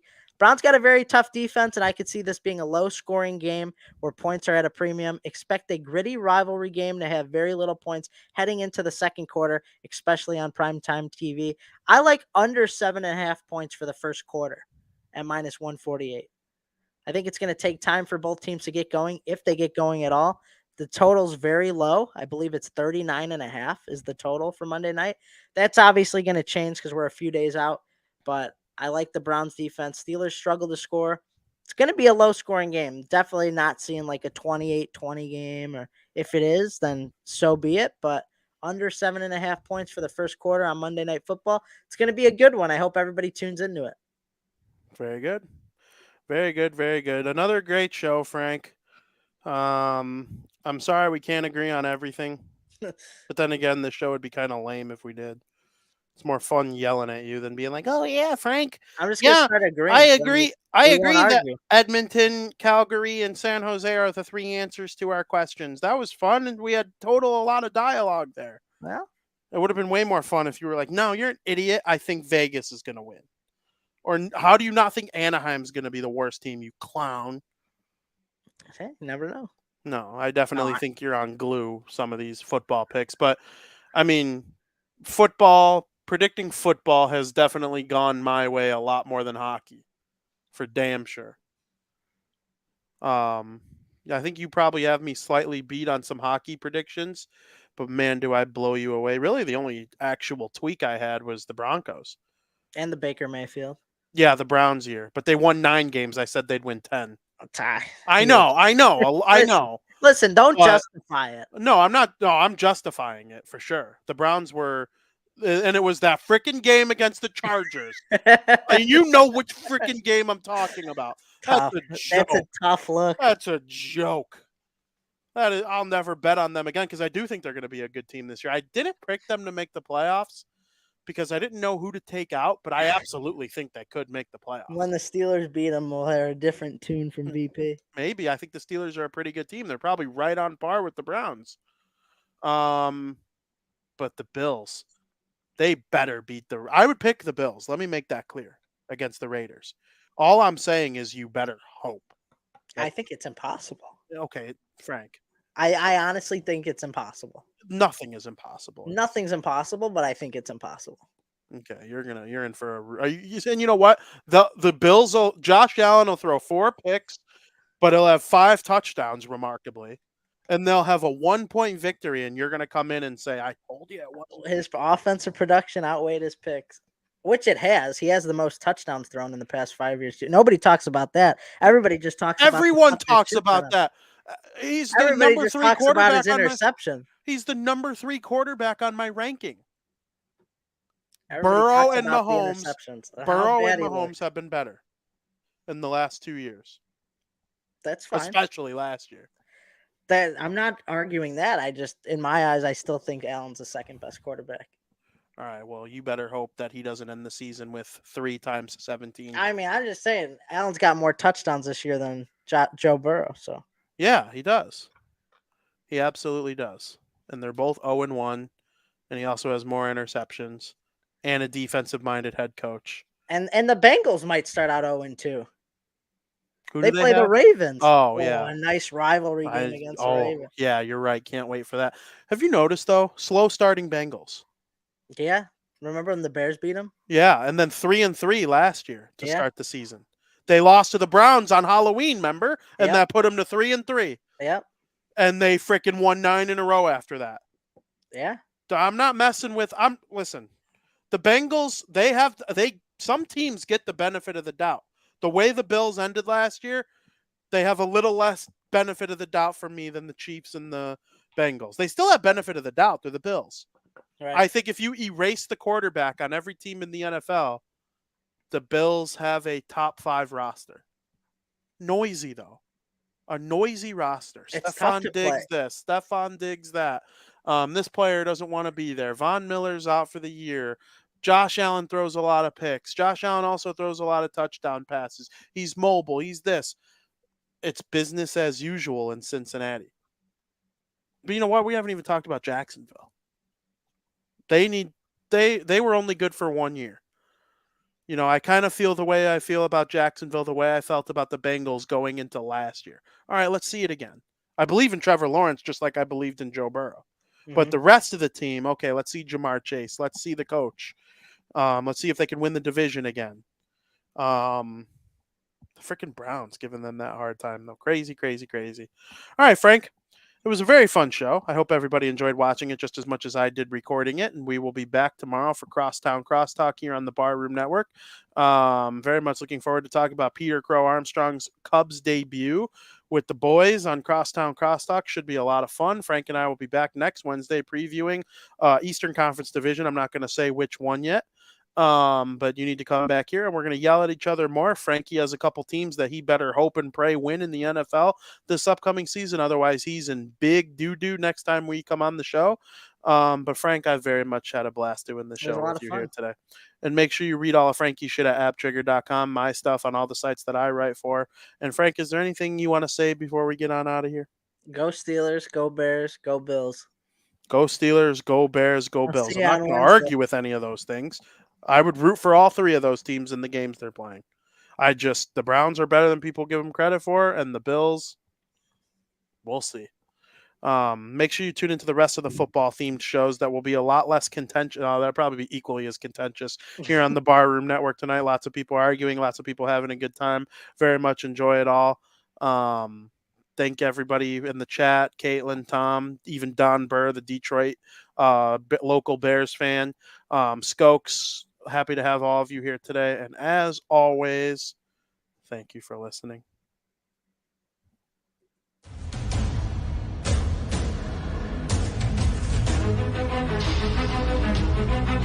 Bardown.